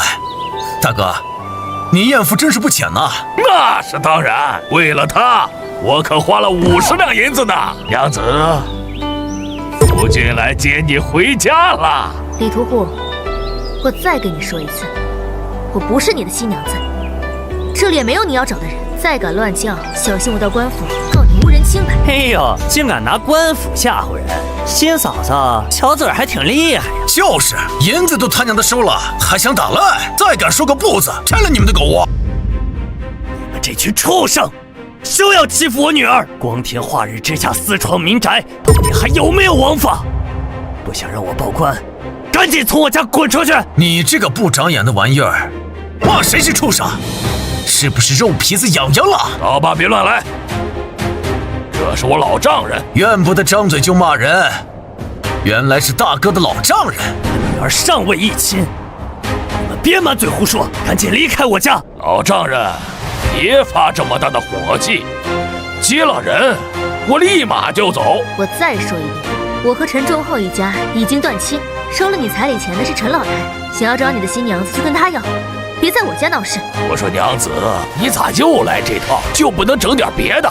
还断亲？你当我好骗呀？你给我看好了，白纸黑字写得清清楚楚。你们要是不想摊上私闯民宅的罪名，赶紧从我家滚出去！这啥玩意儿？我也不认字啊！斜眼，你认识字？赶紧看看这上边写的啥？大哥，上面写的没错，这姑娘一家和那个老婆子真的断了亲，咱们赶紧撤，别和这姑娘纠缠。要真把事闹大，咱们非得摊上官司不可。那个死老婆子还真把我给糊弄了！你个老不死的，这到底咋回事？大妹子，你别急眼，咱们回屋再商量商量。这都断亲了，还商量个屁！你这样骗人玩有意思吗？赶紧说，这事咋办？这都怪我啊！不过你们别担心，有事咱们好商量。还商量个球！真是欺人太甚，气死我了！真是太岁头上动土！我看你们是活得不耐烦了。走，给我拆了他们的狗窝！你个老东西！不拆也行，你们马上给我找个媳妇儿，要不然我打得你满地找牙！对，赶紧给个通个话，要不然打死你个老东西！别动手，咱们好好商量一下。老婆子，你别傻愣着了，赶紧说说，别让他们拆房子呀！赵妹妹，老嫂子求求你了，赶紧和你大侄子说说，先别发火，咱们有事坐下来好好谈。还谈？你这样骗人，搞得我这媒婆名声都要臭了。扒了你家房子都是轻的，闹到官府吃官司不说，弄不好还得判你们个欺诈罪。事到如今，你还是赶紧想想咋办吧。少废话，赶紧给我新娘子，不然的话有你好看的！死丫头，你以为分了家断了亲，我就拿你没办法？儿子是从我肠子里爬出来的，我就不信陈展山能眼睁睁地看着他娘被人逼死。哎，展山，我的好儿啊，这事你可不能不管啊！你要是不把青丫头嫁给李屠户，娘可就活不成了。娘，你折煞儿子了，快起来，有话好好说。娘，你咋还想着把青丫头嫁给这样的人？你若是想平息此事，就听儿子的话，把这婚事退掉。儿啊，你不答应，娘就不起来。娘，你不能这么逼儿子呀！展山，你也看到了，要是青丫头不嫁过去，李屠户不会善罢甘休。三娘求你了，还不行吗？你要是不答应，娘就死在你面前。死老婆子有两下子，大儿子孝顺，事到如今他一定不会拒绝。爷，你管谁喊娘呢？咱们一家已经被陈老太赶了出来，他说过和咱家老死不相往来。如今他死不死活不活，跟你没有一点关系。陈占良，快把你娘领回去！都已经断亲，还想打我女儿的主意？别逼我去官府告你们意图拐卖良家少女！死丫头，你给我等着！不把你迷冤送给这活畜生，都对不起我今天受的窝囊气。大大娘，既然陈老太婆收了你们的银子，交不出新娘，她还不想退亲，那陈家又不是只有一个孙女儿。青丫头，多谢你好心提醒，要不我还真给忘了。赵大娘不必客气，我不是也怕你人财两空吗？赵婶子，那姑娘长得好看吗？要是丑八怪，我可不要。大侄子放心，上次我见过一面，长得又白又嫩，比那富家大小姐还要精致几分。现在就在镇上住着呢。真的？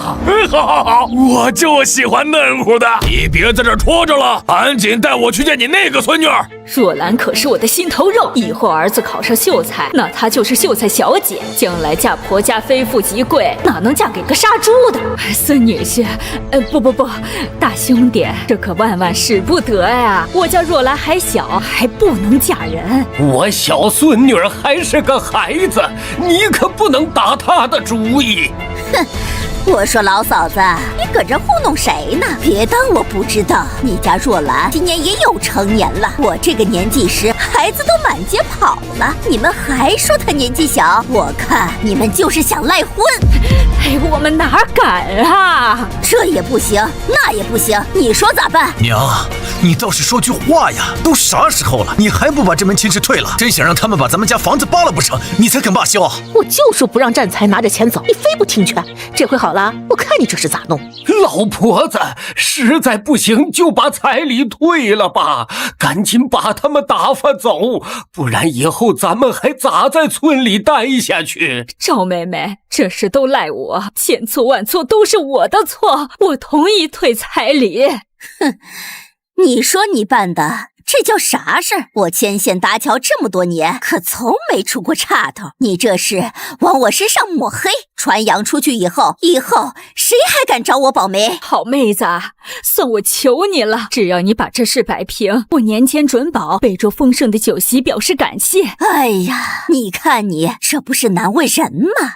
大侄子呀，你先消消气，要不这样，既然他们没有姑娘嫁给你，那就让他们把50两银子退给你，这事儿也就算了，也省得生这窝囊气。啥？算了，老子跟个傻猴子似的，让他们耍了，哪能这么便宜了他们？哼，退钱也行，先让老子过手瘾，把这骗人的死老婆子暴打一顿，不把她打出屎，难平我心头之恨。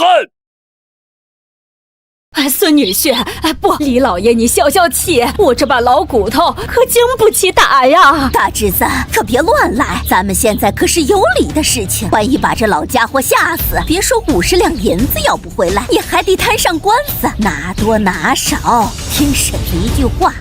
退了彩礼，这事儿就算了，等以后有漂亮姑娘，我再给你介绍。好吧，看在婶子的面上，我也不为难他们，赶紧给我银子。哎，这就对了，事儿我给你摆平了，赶紧把50两银子拿出来，我好打发他们走。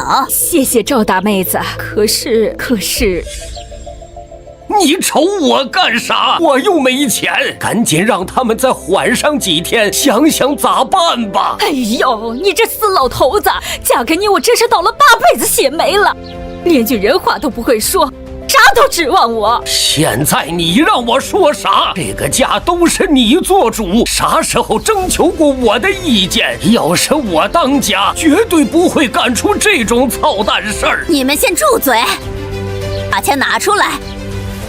你们再吵也不迟。赵妹子，我实话跟你说，我们家现在没钱，你能不能再和李屠户说说，宽限几天，我想办法凑凑。啥？没钱？那可是50两银子，天天啥都不干，顿顿大鱼大肉都能吃上2年，这才短短10几天，你竟说没钱？你们给吃了！大妹子，你不知道我家老三不是明年要考秀才吗？都给他拿上了，所以说家里大子没有一个。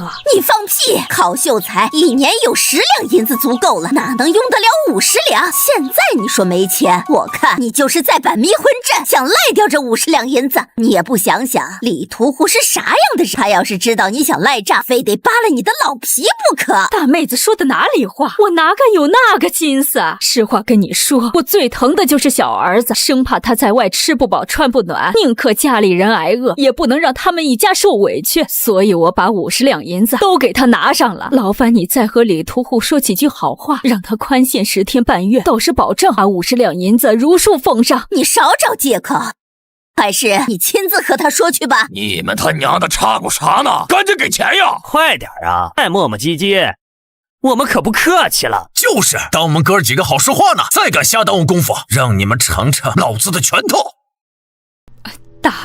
大兄弟，我家现在真的拿不出50两银子，您看能不能宽限我们10天半个月？到时候我保证1文钱都不会少，如数给您送过去。你说什么？没钱？你这老东西，耍我是不是？不，大兄弟您放心，我绝不会赖账，银子我一定给您凑齐。敢跟我玩花样，信不信老子一拳呼死你！大侄子，别冲动，有话好好说，千万别动手，这要是出了人命，谁都脱不了干系。大兄弟，我家现在是真的没钱，求求您了，就宽限几天吧。没钱？没钱你就跟我回家！这是我媳妇儿，你可别胡来！你个老杂毛，笑什么呢？老子可没嫩牛啃老草的爱好。那你要干啥？干啥？带着她去镇上找你那又白又嫩的小孙女来给我当媳妇儿。好汉，这更不行啊！我家若兰还是个孩子，咋能嫁人？万使不得呀！你就宽限几天，我们保证把彩礼退给你。兄弟，你行行好，就宽限个10天半个月，我们保证1分钱都不会差。大侄子，我看他们现在确实拿不出钱，要不你就大人有大量，宽限他们几天，到时候要是拿不出银子，咱们就直接到县衙去告他们诈婚骗钱，让他们蹲大牢。蹲大牢岂不便宜了他？这样吧，我给你3天时间，到时拿不来银子，我就把你这老太婆弄回家，尝尝你这老柴火棍子啥滋味儿。大兄弟，你手下留情，给我留条活路吧。少废话，我就给你3天时间。你要是还不上钱，我不仅要玩你这个老帮菜，我还要到你3儿子读书的学院去闹。好，3天就3天。兄弟们，走，咱们回镇上喝酒去。就3天时间，不想惹官司，你赶紧弄钱去吧。赵妹妹放心，我一定把钱凑够，不会让你为难的。可把这帮畜生送走了。老婆子，人是送走了，可咱们去哪儿弄50两银子呀？你赶紧想想办法。你个死老头子，说的不是废话吗？我能想啥办法？那你说咋弄？就3天时间，难道你真想被那畜生祸害呀？啊呸！你个混球，能不能说点好听的？哼，当初我怎么劝你们来着？让你们留点银子，可你们就是不听，一心把那50两银子都给了老三。现在好了，我看你们拿啥退给人家钱？我哪知道那没良心的老大爷家这么心狠，要知道他们这么狼心狗肺，说啥我也不分家断亲。当时对那个死丫头就应该强硬点，不嫁也得嫁。娘，你就别脸丑怪境外，强词夺理了。说句你不爱听的话，要是你良心正点儿，压根不可能发生这样的事儿，你就别怨天尤人了，还是赶紧想想办法凑钱吧。娘，您要是真不想咱家摊上官司，现在就赶紧去镇上把银子拿回来退给李屠户，不然咱家非得出大事不可。对呀，娘，老三才走没几天，那50两银子应该还没怎么动，咱们能拿回来多少是多少，剩下的再跟街坊邻居借点，先把眼前这事儿了了，总不能真让李屠户把咱家房子拆了，再告到县衙去吧。老婆子，老二两口子说的对，眼下咱们只能去镇里找老三了。唉，也是，先想办法把钱拿回来，解了燃眉之急再说，等以后再想办法给老三凑学费吧。老二，你腿脚快，你去要。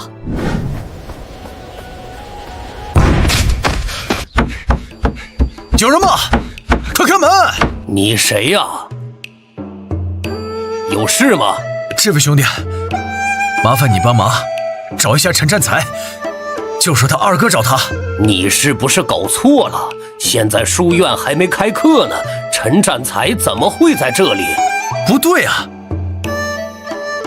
我三弟前几天还说书院要开课了，他怎么可能不在这儿呢？你肯定记错了，书院没有提前开学，你还是去别的地方找吧。刚才我去闵行，远远就看见陈占才带着老婆孩子进了梦香楼，你去那儿找他吧。梦香楼？那是啥地方？你这人真是没见过世面，那是咱镇上最有名的饭馆。啥？他们还下馆子？若兰，今天爹爹给你点了份清炖狮子头，保证你爱吃。我要吃红烧肘子，不想吃什么狮子头。傻丫头，爹给你点了，一会儿就上。我就知道爹爹最疼女儿了。爹爹，我要吃口水鸡，还要干煸鱼。好儿子，这些爹也给你点了，一会儿让你吃个够。你就宠吧。俩孩子都让你给惯坏了。夫人说的哪里话？孩子正是长身体的时候，想吃什么就让他们吃。刚才我也给你点了份最爱吃的樱桃肉，咱们一家今天好好吃上一顿。谢谢相公，你真是太好了。那是，你相公我可是天下最疼爱媳妇儿的相公，等以后考中秀才，我就能考取功名，到时你就是官太太，天下的美食任你随便吃。那我可就等着跟你享福了。夫人，好久没陪我一起喝酒了，来，咱们喝一杯。难得相公今日有此雅兴，那咱们今天就不醉不归。好，不醉不归。陈占才，你他娘的还真是逍遥快活呀！你还算是人吗？二哥，你咋来了？我咋来了？我若不来，能看见你这么逍遥快活吗？二哥，你消消气，这都是误会呀！误会？两口子小酒都喝上了，你还说误会？拿这件话回去骗爹娘去吧。走，跟我回家，让爹娘看看他们最引以为傲的儿子是咋祸害家人的。二哥，快松手！你真误会占才了。误会？我眼睛也不瞎，你说这是误会？糊弄傻子呢！这要是让爹娘知道我在外面大吃大喝，那还得了？弄不好以后连书都不让我读了，不读书就得留在村里当个泥腿子。不行，绝对不能让那样的事情发生。哎呀，二哥，你消消气，有话好好说。还说个屁呀！你个败家玩意儿，全家从牙缝里省钱给你，是让你好好读书的，不是让你带着老婆孩子出来享福的。若让婆婆知道，肯定没我好果子吃，得赶紧找个借口把这件事给遮护过去。二哥，你赶紧把占才松开，大呼小叫的也不怕人笑话，一会儿要是让客人看见，占才还咋在夫子面前做人呢？弟妹，你这话啥意思？二哥，你真是好糊涂，这是饭馆，不是在家，你来就来呗，咋不分青红皂白就胡乱发脾气？这要是传扬出去，可就断了占才的前程。到底咋回事？我误会啥了？二哥，让我说你啥好？能不能好好说话？上来臭脾气就知道呜哇喊叫。幸亏我请的客人还没来，这要是让别人看见，你就是咱家的罪人。这到底咋回事？我咋还成罪人了？你呀，真是我的傻二哥。你知道我摆这一桌子酒席费了多大的劲吗？3、5日粗茶淡饭才省下来点银子，为的就是请书院里的夫子，想让他帮忙提前压下题目。这次要是压中，我就能一举得中。你说，今天这顿饭重不重要？不对呀，我刚进来时，你们两口子小酒都喝上了，看着不像在等人呐。二哥，你不知道，那个夫子嘴比较刁，不喜欢劲头大的酒。刚才我和凤娇是在尝尝这酒好不好喝，要是不合口味，我们得提前换一下。是啊，二哥，占才说的对，我们就是先尝尝味儿。原来是尝尝味儿。哎呀，二哥，你别在这添乱了，赶紧走吧，一会儿夫子来了见到不好。二哥，还没问你，你到镇上来干啥？哎呀，臭着脑袋，都让你们给气糊涂了。占才，娘给你的银子还剩下多少？赶紧都带上，跟我回家，要不然家里非得出人命不可。二哥，出啥人命？你让我带银子干啥？今儿一大早，李屠户就上咱家闹去了，要是不兑还那50两银子，他就扒咱家的房子，还要到县衙告咱们家骗婚呢。退啥亲？娘不是说有办法把亲丫头嫁过去吗？是啊，二哥，李屠户凭啥要退钱？难道青丫头没嫁过去？你们干的真不是人事儿，还想把青丫头嫁人？我告诉你们啊，那青丫头现在就跟变了个人似的，十分有主见，根本就不像娘想的那样。啥意思啊？大房一家不仅没有挨饿，青丫头反而还治好了范财主的痒痒病，光赏钱就得了100文。你们的如意算盘彻底落空了。你说治好范财主痒痒病的是青丫头，怪不得昨天听人说范财主的痒痒病被人治好了，那得来的赏钱他还没给咱娘。你想得美，那是人家青丫头赚的，有多少赏银跟咱们家有啥关系啊？话可不能这样说，大哥咋说也是娘的儿子，他们的钱不就等于爹娘的钱？让娘去要，我就不信大哥不给。收起你那不安分的心吧。今天早上娘以死相逼，大哥都没动摇，断了亲你还想要人家银子？行了，废话少说，你们还是赶紧跟我回当家，不然咱娘急的非得上吊不可。二哥，我现在就是跟你回去也是白搭呀。老三，你啥意思？吃到嘴里的肉岂有再吐出去的道理？就是有钱也不可能再给他们送回去。二哥，是这么回事儿，我们家现在除去占财书院的费用，再加上租房子，手里就剩下几两银子，就这点钱拿回去也不顶用啊。你们说啥？那可是50两银子，还不到半个月就让你们败家光了。二哥，你胡说啥呢？哪个读书的一年不得花个180两银子？我要是和他们比，我这还算是省钱的呢。行了行了，你别狡辩，我说不过你。不管有钱没钱，你必须得跟我回当家，有啥话跟爹娘说去，他们是死是活可就看你了。二哥，我现在真不能跟你回去，我这还得等着招待客人呢。你少废话，客人啥时候都能请，可爹娘就一个。李屠户可说了，要是咱们3天还不上银子，他就到衙门告状，把你宝贝闺女抵债给他当田房。到底回不回去？你好好掂量掂量吧。爹，女儿才不要嫁给杀猪的，你快跟我二叔回去，看看到底咋回事。占财，要不你就随二哥回去，把家里的事儿解决了再回来。也好，那我就回去一趟。二哥，你先行一步，我随后就到家。占财，你回乡下得把牙咬紧了，若兰可不能去抵债呀。夫人你放心，我岂能让咱闺女嫁给一个杀猪的？那就好，记住，要钱没有，让你娘自己想办法。谁让她跟大房一家断亲的？夫人你放心，自有打算。到咱俩手里的银子，我绝不会再给拿回去。这可咋弄？这可如何是好？死老头子，你还有完没完？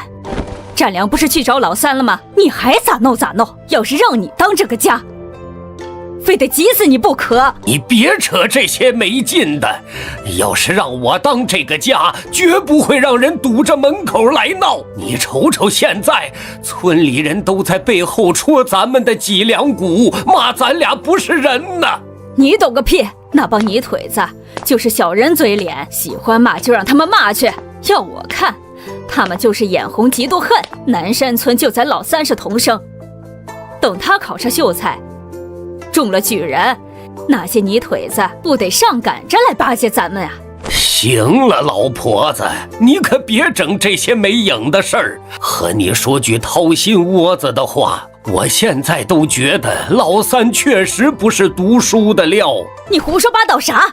我看你真是越老越糊涂。儿子在外勤学苦读，你竟把儿子看成废物，有你这样当爹的吗？行行行，老婆子你别发火，算我没说还不行吗？爷娘，我回来了。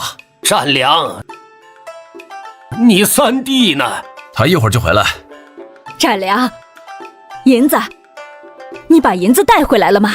我不知道，一会儿老三回来，你自己问吧。占良，累坏了吧？饿不饿？我去给你拿块干粮，你先垫吧垫吧肚子。咋不累啊？差点累吐血，走的腿齁疼。饿倒是不饿，占财刚才给了我俩肉包子。老三家的日子可以啊，还吃肉包子，在镇里就是比家里吃的好。老三得读书，吃几个包子补补脑子也是应该的。老二媳妇儿，你有点多事了啊！我多事？家里都快乱套了，老三竟跟没事人似的，稍微懂点事儿，也不至于让战良先回来吧？老三肯定有事绊住了脚，战良不也说了，他一会儿就回来。娘，你还不知道我在哪儿找到的老三？他能在哪儿？肯定书院呗。错，我是在镇上一家特别豪华的大酒楼里找到他的。咋回事儿？老三去哪儿当伙计了？娘，你可真行啊！不是我说你，平时对我们你那歪心眼子多着呢，咋一到老三身上你就犯迷糊啊？老二，你咋跟你娘说话呢？有话直说，老三到底干啥去了？到酒楼能干啥？吃饭呗。到那地方吃饭，那得花多少钱？那我哪知道？爹娘，你们不知道啊，那酒楼有多气派，手里要是没钱呢，根本不敢到那种地方去。当时我一看那满桌子的酒菜，眼珠子都差点掉地上。没想到这世上竟然还有那么多好吃的，我真是大开眼界呀！战良，有那么多好吃的，你吃了吗？我是想吃点儿，可老三两口子说那是请老夫子押题准备的。哎呀，你这个傻子！老三一个屁八个谎，他说的话你也信？要是我没猜错，老三一家是不是都在？没错，都在。这就对了，你肯定被老三给糊弄了。媳妇儿，你说的对，老三两口子让我先走，这里面肯定有猫腻。老三真不是东西，早知道我就等着看他是不是真的请父子吃饭。你给我闭嘴！不知道就别瞎说。老三走的时候就说了，要请父子帮忙押题，不就是吃顿饭吗？你们别诋毁老三，他不是那种胡吃海塞的人，我相信他。爹娘，我回来了。儿啊，你可回来了，累坏了吧？快坐下歇会儿，娘去给你倒点水解解渴。娘，没你这么偏心眼的，我也是你儿子，咱老三一回来，你就跟变了个人似的，不知道的还以为老三是咱家来的客人呢。你咋这事儿多？不知道老三打小身子骨就弱，从镇上到家有10多里路，他走这么远的路哪吃得消啊？娘，你眼睛没事儿吧？老三身子骨还弱，你看不到咱家属他最壮实啊？就是啊，吃得5大3粗，哪儿看着弱了？行了，都少说两句吧。老三，咱家的事你应该也知道了，银子你带回来了吗？是啊，老三，赶紧把银子拿出来，娘看看还差多少，凑齐了，明个给李屠户送过去。老三，现在都火烧屁股了，你就别我了，赶紧说实话吧。老三，到底咋回事？银子呢？你到底拿回来多少？你赶紧说话呀！娘，我没钱。啥？没钱？老三，你可别诓娘，那可是50两银子，咋这几天就没了？是啊，咱家现在需要钱救急，你可别吓唬我们呀！你们还有完没完？我骗你们干啥？就50两银子，在镇上不比家里，哪儿不都得花钱？我要是拿回来，我们在镇里吃啥喝啥？老三啊，你真是太不懂事了！家里人省吃俭用供你读书，你这是想要了爹娘的老命啊！就是，我们在家吃糠咽菜，你们倒好，拿着家里的钱下馆子，胡吃海塞。你要是个人，稍微有点良心，也不至于干出这么混账的事儿来。占财，你1个月束修才2两银子，就算天天吃精米，这10来天有200文钱也足够了，加上1年的房租2两银子，5两银子绰绰有余，剩下的30多两银子，你干啥花了？占财，你给我实话实说，银子到底干啥用了？爹娘，实话跟你们说吧，那30两银子我请父子给我押题了，我现在有十足的信心一举得中。你们要是硬逼着我要钱，我这半年多的准备可就彻底前功尽弃。你们也别指望我给陈家光宗耀祖，只要老三明年考中秀才，那老陈家的祖坟可就冒了青烟。相比之下，还是他的前途重要。爹娘，你们倒是说句话呀！赶紧让战才把银子拿回来，先过了李屠户那关再说吧。就是啊，先顾眼前。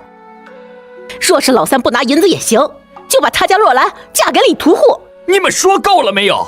我告诉你们，我陈占才行得正，走得直，在镇里我节衣缩食，为的就是能省则省。可有些钱不得不花，我知道那是爹娘用血汗挣的辛苦钱，那是全家人对我的希望。当时我在心里就暗暗发誓，一定发奋读书，一举得中秀才，光宗耀祖。儿啊，娘的好儿子，娘信你，这些年真是委屈你了。老三，别人不信你，娘信你，在镇上好好读书，家里的事别挂在心上，只要有娘在，就是砸锅卖铁，娘也要供你读书。谢谢娘，儿子将来考取功名，一定好好孝敬您，让您有享不完的荣华富贵。老三，这些话你都说了20来年，哪一次说的都是信誓旦旦，可换来的却是一次次失败。这大饼你就别画了。是啊，占才，以前咱家在南山村也算是富户，可这些年为了供养你读书，咱家都被你霍霍成啥样了？行了，都住嘴！我知道这些年委屈你们了，不过老三也说了，明年一定能中。若是明年他还考不中秀才，我决定以后不再让他读书，让他回来跟着你们一起种田。爹，你咋对儿子就这么不信任？死老头子，你胡说啥？老三咋就考不上？我相信儿子明年一定能考中秀才。考不考得上，明年再说。现在咱家是火燎屁股，如今老三把银子花没了，不凑够50两银子，李屠户那咋办？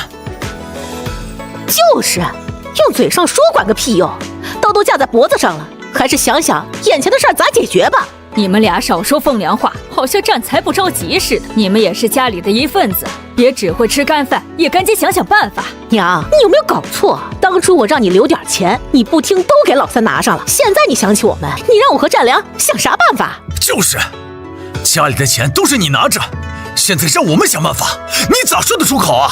也不是没有办法，就看娘你答不答应了。啥办法？办法就是让老三家的若兰嫁给李屠户，这样咱们既不会摊官司，还不用退银子。啥？让若兰嫁给一个杀猪的？你出的这是啥馊主意？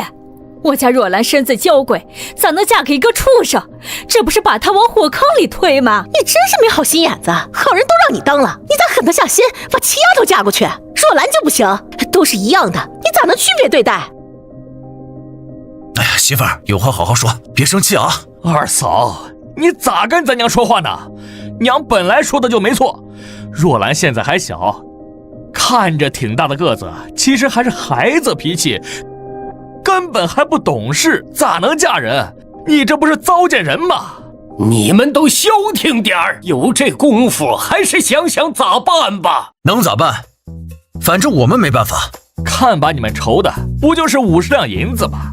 有这么费劲吗？老三，你这话啥意思？难道你想出办法了？赶紧说来听听。爹，你们别着急，事儿已经这样了，就是把你和娘急死，不也弄不来银子吗？要我看，想要摆脱现在的困境，就有一个办法，那就是卖地。不行不行，咱家就10多亩田地，这要是卖了，咱们一大家子人吃啥？这不是要命吗？爹，你看你说啥呢？我的意思也不是让你把地都卖了，就是挑上几亩良田，卖50两银子就行，剩下的田地不就够咱们吃的吗？胡说，这土地是老祖宗一辈一辈传下来的，哪能卖了换钱？这不成败家子了吗？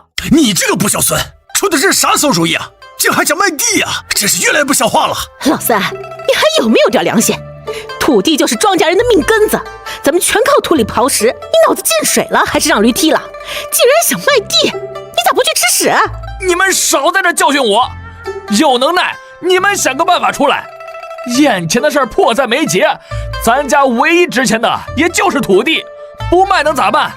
到了那时，咱们谁都跑不了，都得到公堂上去受刑，孰轻孰重，你们自行斟酌。老三呐，你说的不假，可土地是祖祖辈辈流传下来的，我要是卖了，以后无颜去见列祖列宗。爹，说实话，儿子也舍不得卖土地，可现在不是没有别的办法吗？咱们现在是救急，不是败家。只要现在把这个坎迈过去，明年我就有12分的把握考中秀才。要是运气好，加把劲儿，来年再中个举人，那咱家可就不是小门小户，那就是位高权重的官宦之家。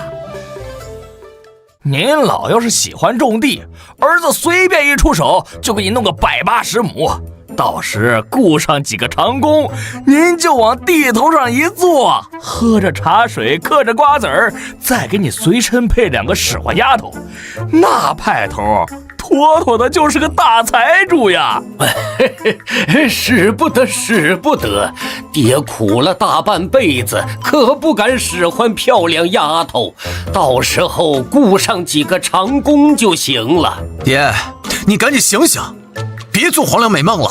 你闭嘴！既然老三说了，明年有12分的把握考中秀才，那咱家离好日子就不远了，你就跟着享福吧。行了，爹，你就别跟着画饼了，还是整点实际的吧。老婆子，你别装深沉，咱家你做主，到底咋弄？赶紧说个痛快话。行了，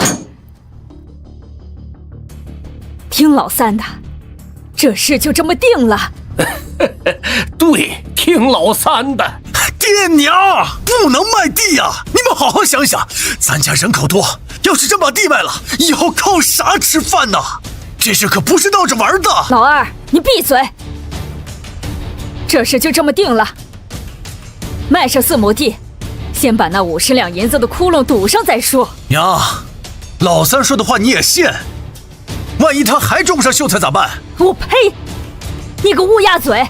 老三要是考不上，我就拿针把你嘴缝上，让你再满嘴胡说八道。你就惯着他们，早晚有一天让你做瘪子。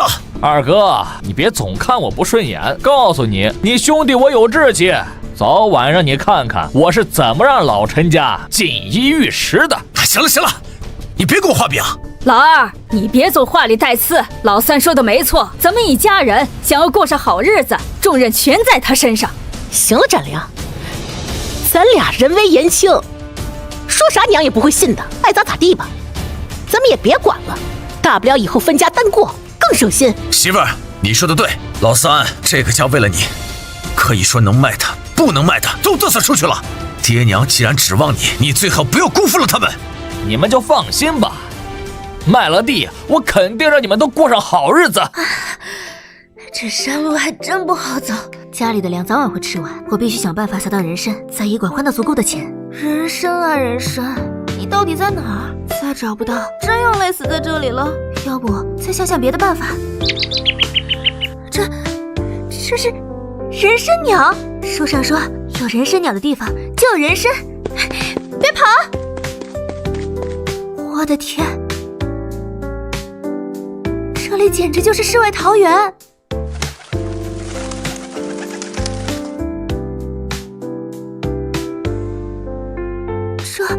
这是1片、2片、5片、7片、9片，是9品叶，是人参王，传说中千年难遇的人参王，我们家发财了。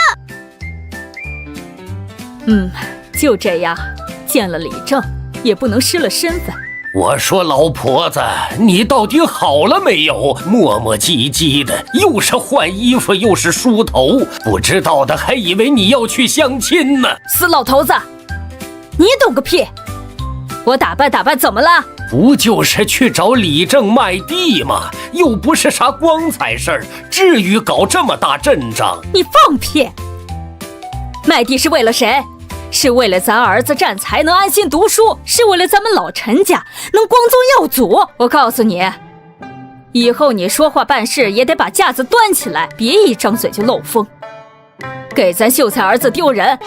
懂不懂？8字儿还没一撇呢，考了1年又1年，年年都说能考上，这万一要是……没有万一，啥叫考不上？我儿子一定能考上。你个乌鸦嘴，我看你才有病。哎，行，他能考上，这就走吧。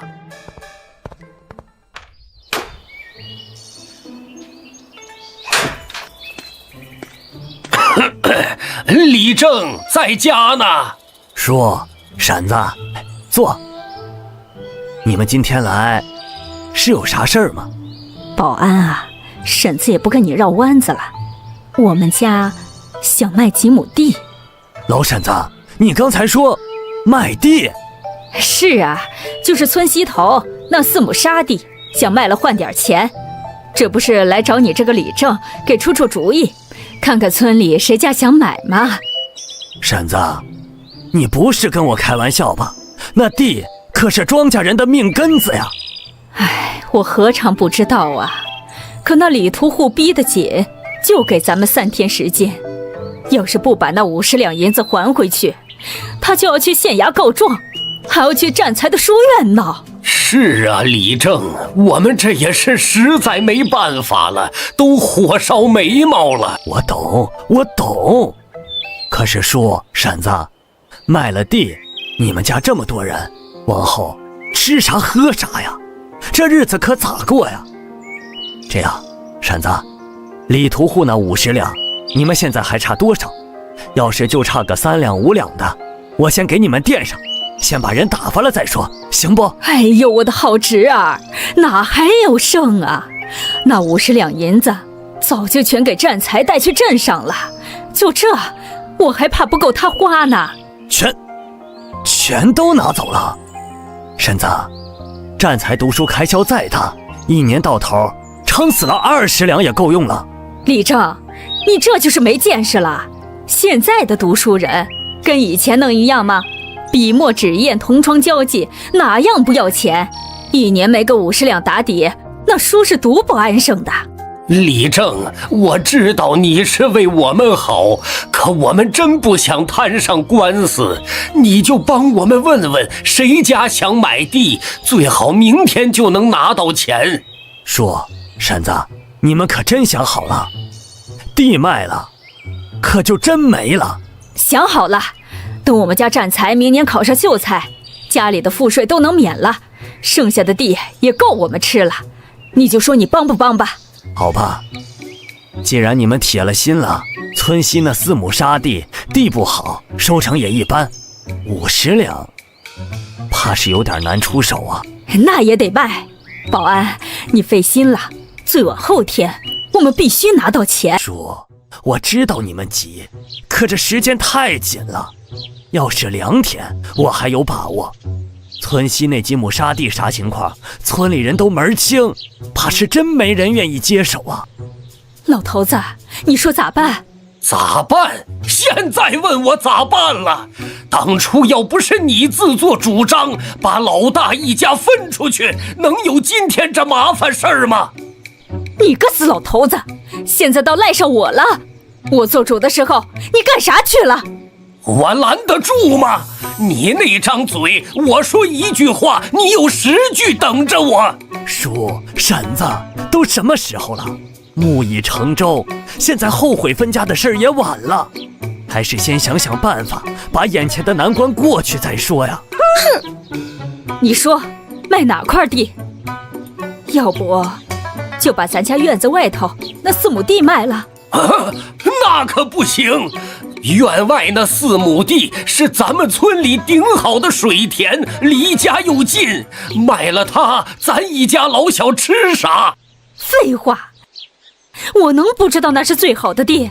可咱家现在等钱救命。罢了，希望老三争气，早日考上秀才，光宗耀祖。行吧，那就卖村头那4亩地。李正，村西的沙地没人要，那就卖我家院外那4亩上好的水田。李正，那4亩地可是咱村数1数2的好地，按市面上的价格可不止50两银子吧？没错，正常卖值个60两不成问题。可你们这着急出手，想多卖钱，怕是有点悬。哎呀，那咱家不是亏大了？老婆子，那可是整整10两银子呀！行了，这时候就别在乎那10两8两的了，先把那李屠户的嘴堵上是正事。哎，好，那就卖吧。李正，那就劳您费心了。婶子客气了，都是应该做的。我这就去帮你们问问。好，好，好，那我们就在家等你的好消息了。太好了，只要地卖了，有了钱，看那李屠户还敢不敢上门撒野。老头子，快看，那个没良心的死丫头过来了。甭搭理他，咱们走咱们的。我看见他就来气，要不是他当初死活不嫁，非要闹分家，我至于把院外那4亩好地给卖了吗？都怪这个丧门星。行了，老婆子，现在是2家人了，别跟他生这窝囊气。哼，有些人别看今天闹得欢，将来有你拉清单的时候。死老婆子，你骂谁呢？你个死丫头，我骂猪骂狗骂空气，我爱骂谁就骂谁，你管得着吗？老太婆，最好把你的嘴巴放干净点，再敢满嘴喷粪，我不介意让你这辈子都当个哑巴。你想干啥？你说我要干啥？老太婆，我警告你，别来招惹我，不然可别怪我不客气。你敢？老婆子，你少说2句，赶紧走。想指望陈占才，真是痴人说梦。你们今天种下的恶果，总有一天会自食。李正说：“您这是要出门啊？”哈，是青丫头啊！你找叔有事儿？啊，也没什么大事儿。你要是有事儿就先去忙，我晚点再来也一样。嗨，你这丫头跟叔客气什么？我能有什么急事儿？来，坐。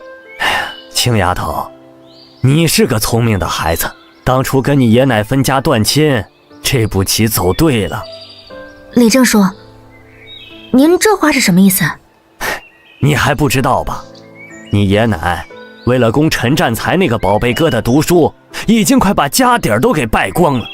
李正说：“是不是因为李屠户家推亲要银子的事？”你这丫头真是机灵，这事儿你都知道了？我猜的。陈占才他们跑去镇上，不就是怕李屠户上门吗？吃进嘴里的肉，他们可舍不得吐出来。我没猜错的话，我爷奶是来找您卖地的吧？没错，他们要把老祖宗留下来的地给卖了，可惜了呀！你们家院外那4亩地，可是咱们村里顶好的水田。果然如此，陈老他真是无可救药。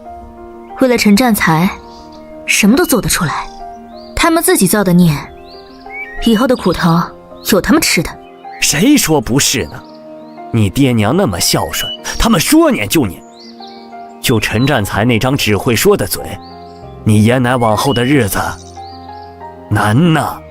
李正说：“那地他们打算卖多少？”着急用钱，要价不高，50两银子。这么急？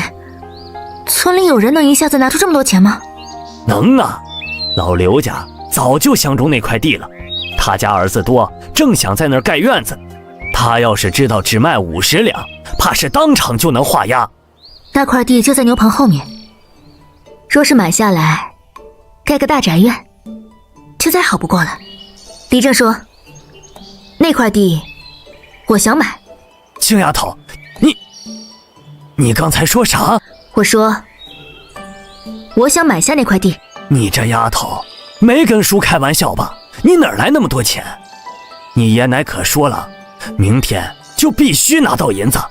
李正说：“所以我才想求你一件事，您能不能先把银子帮我垫上，最多2天，我一定还给您。”李正说：“实话跟您说吧，我昨天进山，运气好，挖到了一颗人参王。”什么？人参王，千真万确，那人参王品相很好，卖个180两不成问题。所以您放心，绝不会让您为难。好，青丫头，既然你都这么说了，叔信你。我手里没那么多现钱，就先从村里的公账上给你垫付，你可千万不能骗我。谢谢李正叔，您放心，我明天就去镇上把人参卖了，马上把钱还你。行，那事不宜迟，咱们现在就去你爷奶家把地契给办了。谢谢李正叔，那咱们走吧，去陈家买地。叔，婶子，我把买家给你们带来了。吴保安，你什么意思啊？我让你帮我卖地，你带这个死丫头来捣乱。就是，这地我就是卖给村里任何一个人，也绝不可能卖给他。哎，婶子，话不能这么说。青丫头是诚心来买地的，你们急着用钱，她急着买地，这不是正好吗？诚心？她哪来的钱？李正，你别被这丫头片子给骗了。她家里什么情况你不知道？没错，她肯定是记恨我们把她家分出去，知道李屠户要来找我们麻烦，故意来耍我们玩的。想买地，先把50两银子拿出来再说。李正叔，既然他们不信，就把银子给他们吧。婶子，这里是50两纹银，你点点，要是没问题，就把地契拿出来，我好给你们写转卖文书。这不可能！我就说这死丫头肯定没干好事，这钱我嫌脏。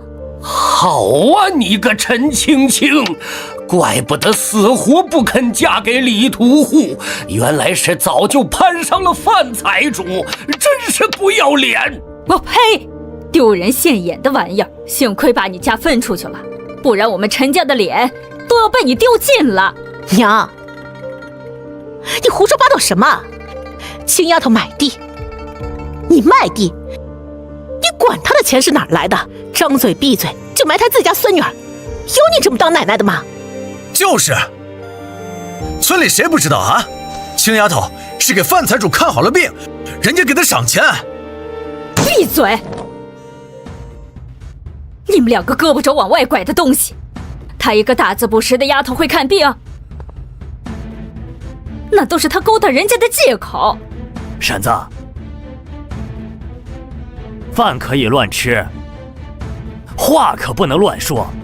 青丫头的银子是她自己进山挖到人参王换来的，清清白白，干干净净。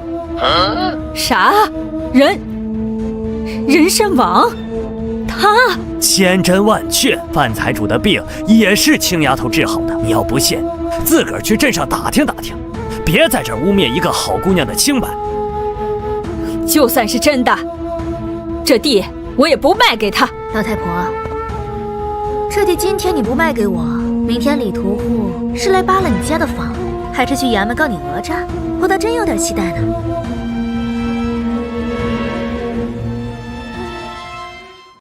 你给我闭嘴！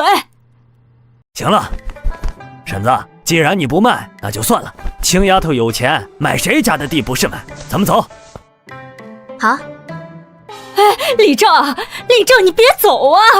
这事你可不能不管啊！我怎么没管？人我给你带来了，钱也给你拿来了，是你自己不卖的。不是，李正，有话好商量嘛。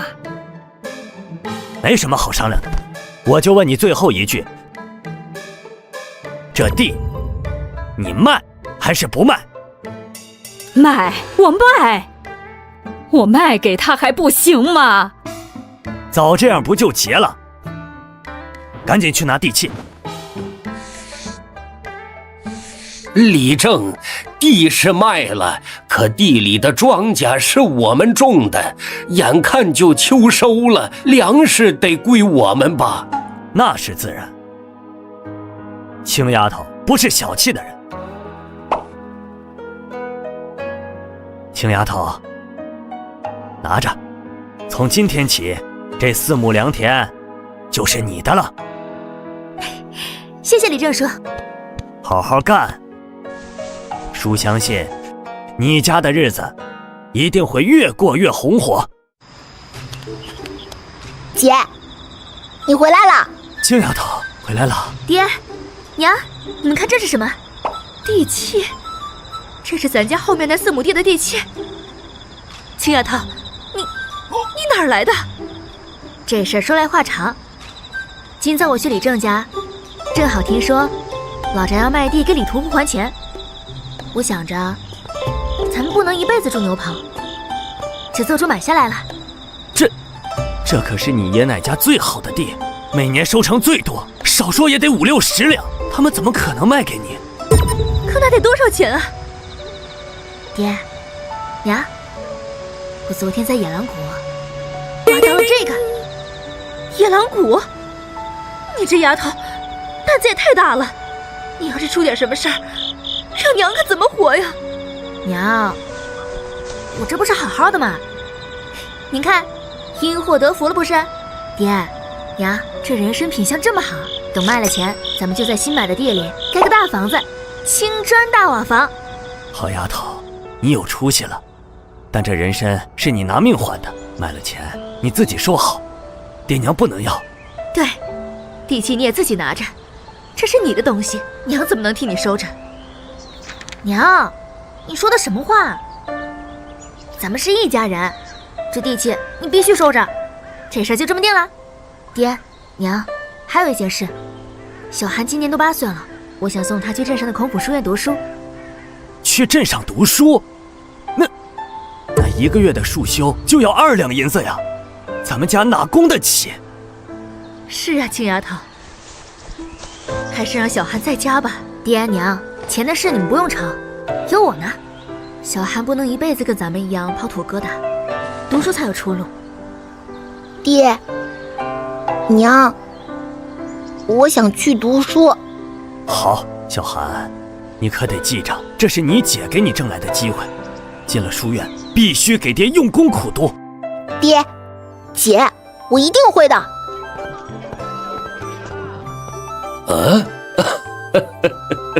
姑娘，怎么又是你？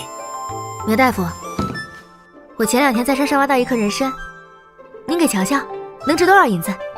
哦，快拿来我看看。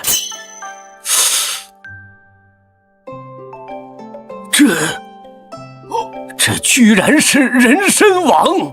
那您看，这样吧，我给你80两银子，你看如何？这种大小的人参王，起码100两。姑娘还真是识货，100两就100两。多谢苗大夫。小韩，我们现在可以去书院报名了。谢谢姐姐。学生陈寒见过夫子。你今年几岁？回夫子。学生年方8岁。可曾识字？学生的姐姐教我识得数百字，且能简单书写。哦，那算术可通？加减乘除略会1、2。那我便考考你鸡兔同笼，上有35头，下有94足，问鸡兔各几何？回夫子，鸡有23只，兔有12只。若遇他人有难，你当如何处之？当以善念助之，解其困厄。好，此子聪慧善良，根骨不凡，可入吾学府。多谢夫子，学生定当刻苦读书，不辜负夫子期望。5日后学院开课，带好笔墨纸砚前来。束修1月2两银子，若在学院食宿，1学期另加5两。学生谨记。姐，我通过了，我真的通过了。我就知道我们小韩最棒了，以后你要努力读书，给爹娘争光，也给姐承阳，知道吗？姐，我懂了，我一定考个功名回来。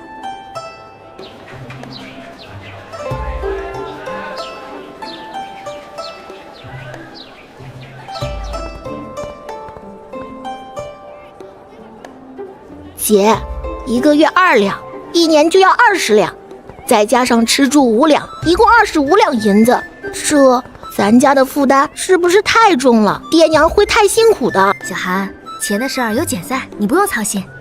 你要做的就是勤奋苦读，将来不要一辈子被困在这山沟沟里。姐，我明白了，我一定努力读书，让爹娘和你过上好日子。我们接下来再去买点东西，就可以回家了。老板，100斤精米，50斤白面，2斤五花肉，5斤猪板油，再来2斤赤红糖，来套文房4宝，再拿几尺布匹与几套锅碗瓢盆。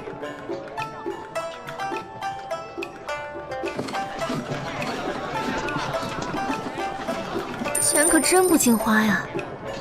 不过没关系，范财主家那边用不了1、2天，就该派人来求我了。到时候可就不是20两整斤能打发的。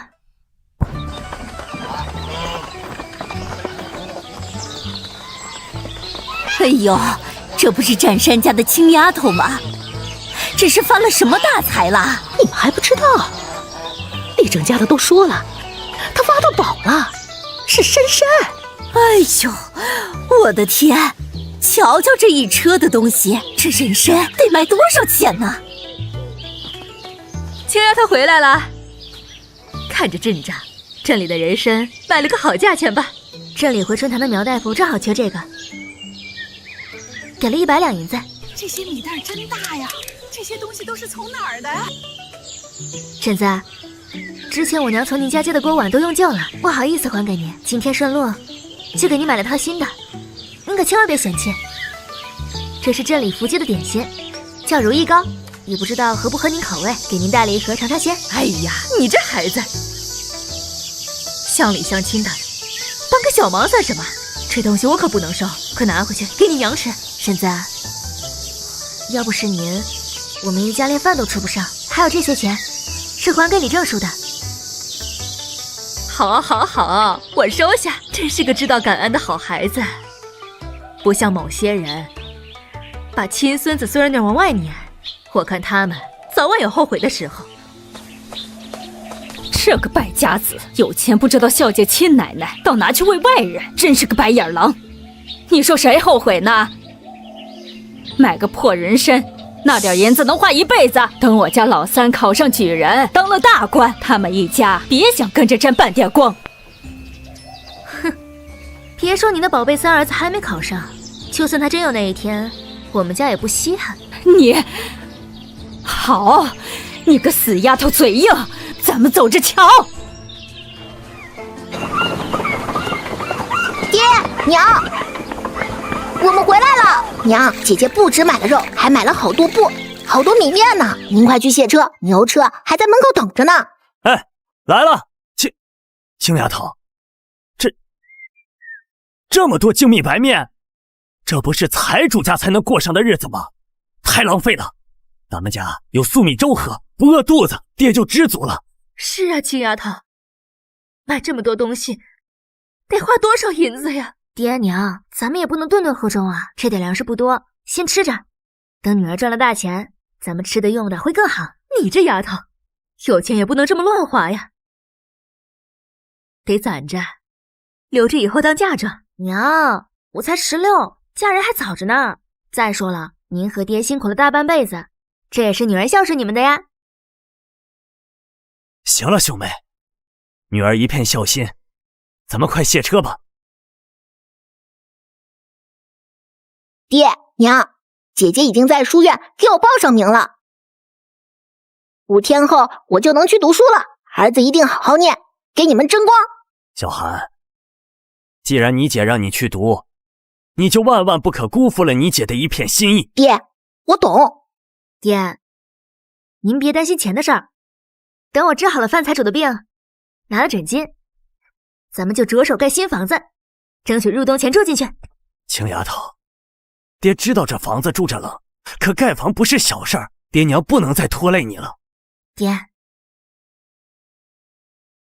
被撵出来那天，我就发誓，一定要让你们过上好日子。从小家里有好吃的，你和娘总是留给我和小汉。现在女儿长大了，能赚钱了，您就让女儿好好孝顺你们吧。好，爹听你的。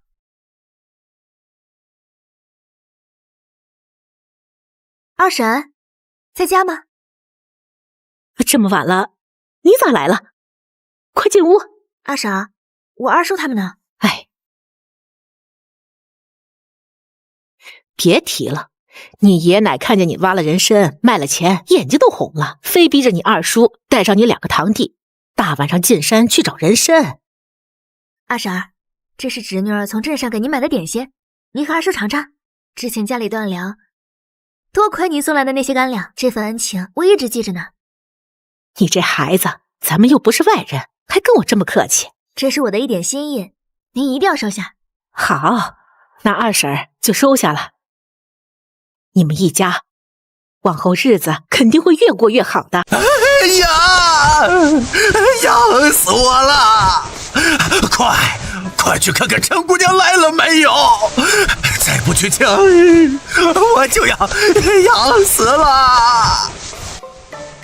老爷，你再忍忍，陈姑娘一会儿就到。忍？怎么忍？你让我怎么忍？赶紧滚去门口看看人来了没有！要是没来，再陪着去催。哎，是，老爷，我这就去。你快帮我扎几针呀！我快要痒死了。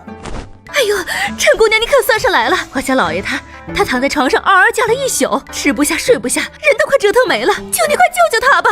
范夫人莫急，病症须得细看，待我给范老爷检查一番。是，陈姑娘请，您快请。陈姑娘，我的病怎么样了？唉，病情不容乐观啊。范老爷，你这烂奇症比我想象的还要严重。啥？严重了！陈姑娘，求你一定要想办法救救我家老爷，花多少钱我们都愿意。哎呀，又来了，又痒起来了，痒死我了！陈姑娘，你先帮我止痒。躺好，不要乱动，再抓下去，神仙也救不了你。我先帮你扎针止痒。好，我不动，我保证不动。先扎死大半的柿子，留2只最肥的，看看情况。好了，范老爷感觉怎么样？哎，不痒了，真的不痒了，神医呀！陈姑娘，你不愧是神医呀！你看，病全好了，跟没事人一样。老爷，你真的一点都不痒了。范老爷，别高兴得太早，你这个病棘手得很。虽说我用针灸暂时压制住了，但治标不治本，3天之后必定旧病复发，而且会比这次更严重。上次我就说过，你得的是烂奇之症，病根在内。如今邪气攻心，你的心肠已经开始溃烂，想要彻底根治，难如登天。陈姑娘，你的意思是我家老爷没救了？陈姑娘救我！我不想死啊，我更不想养死啊！求求你想想办法，只要能治好我的病，花再多的银子我都愿意。是啊，陈姑娘，我们家有钱，只要你能治好我家老爷，我们一定重重酬谢。办法倒也不是没有。什么办法？陈姑娘快说！不过你是不是该先把上次承诺的诊金给付了？诊金100两纹银。说是3天前你信我，只需20两，可你拖到了现在，病情加重，没有100两，这病我治不了。那能不能等治好了再给你诊金呢？既然范老爷不信任我，那就另请高明吧。告辞。别！陈姑娘留步，我给还不行吗？史太守，快去账房取100两银票来，快去！是，老爷。陈姑娘，这是100两的银票，您收好，我家老爷的病就全拜托您了。既然收了范家的银子，我定当竭尽全力。若是治不好范老爷，这银子我分文不取，原样奉还。好了，这就好了。病根已除，若是后续再有不适，我会带着配好的药来为你根治。拿了100两，这病就算彻底了结，哪里还会有什么后续？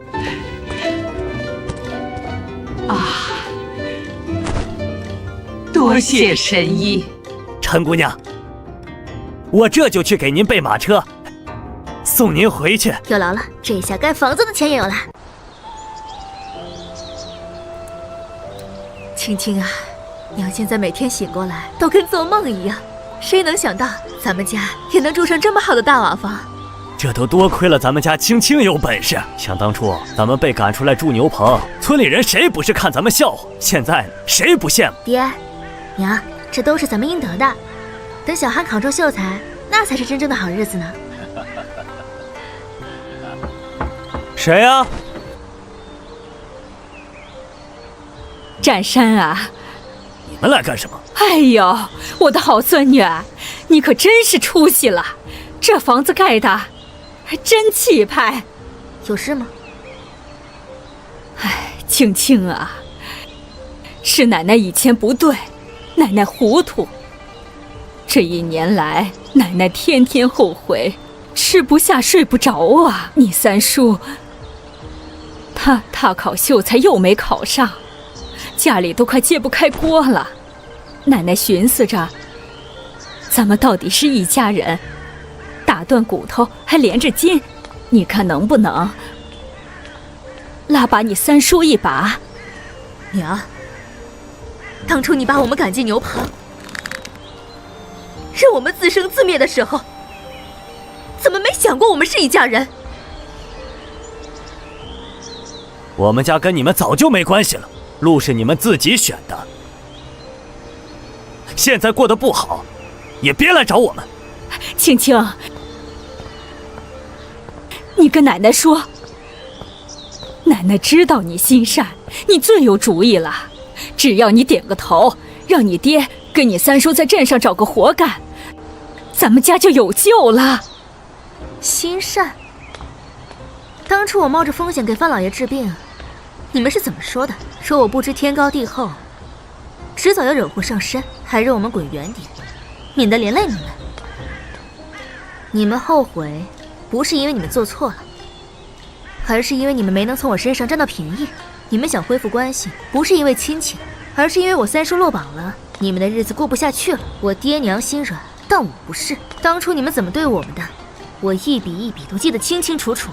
想让我拉拨你们，可以啊。你们先去牛棚里住上1年，尝尝那是什么滋味。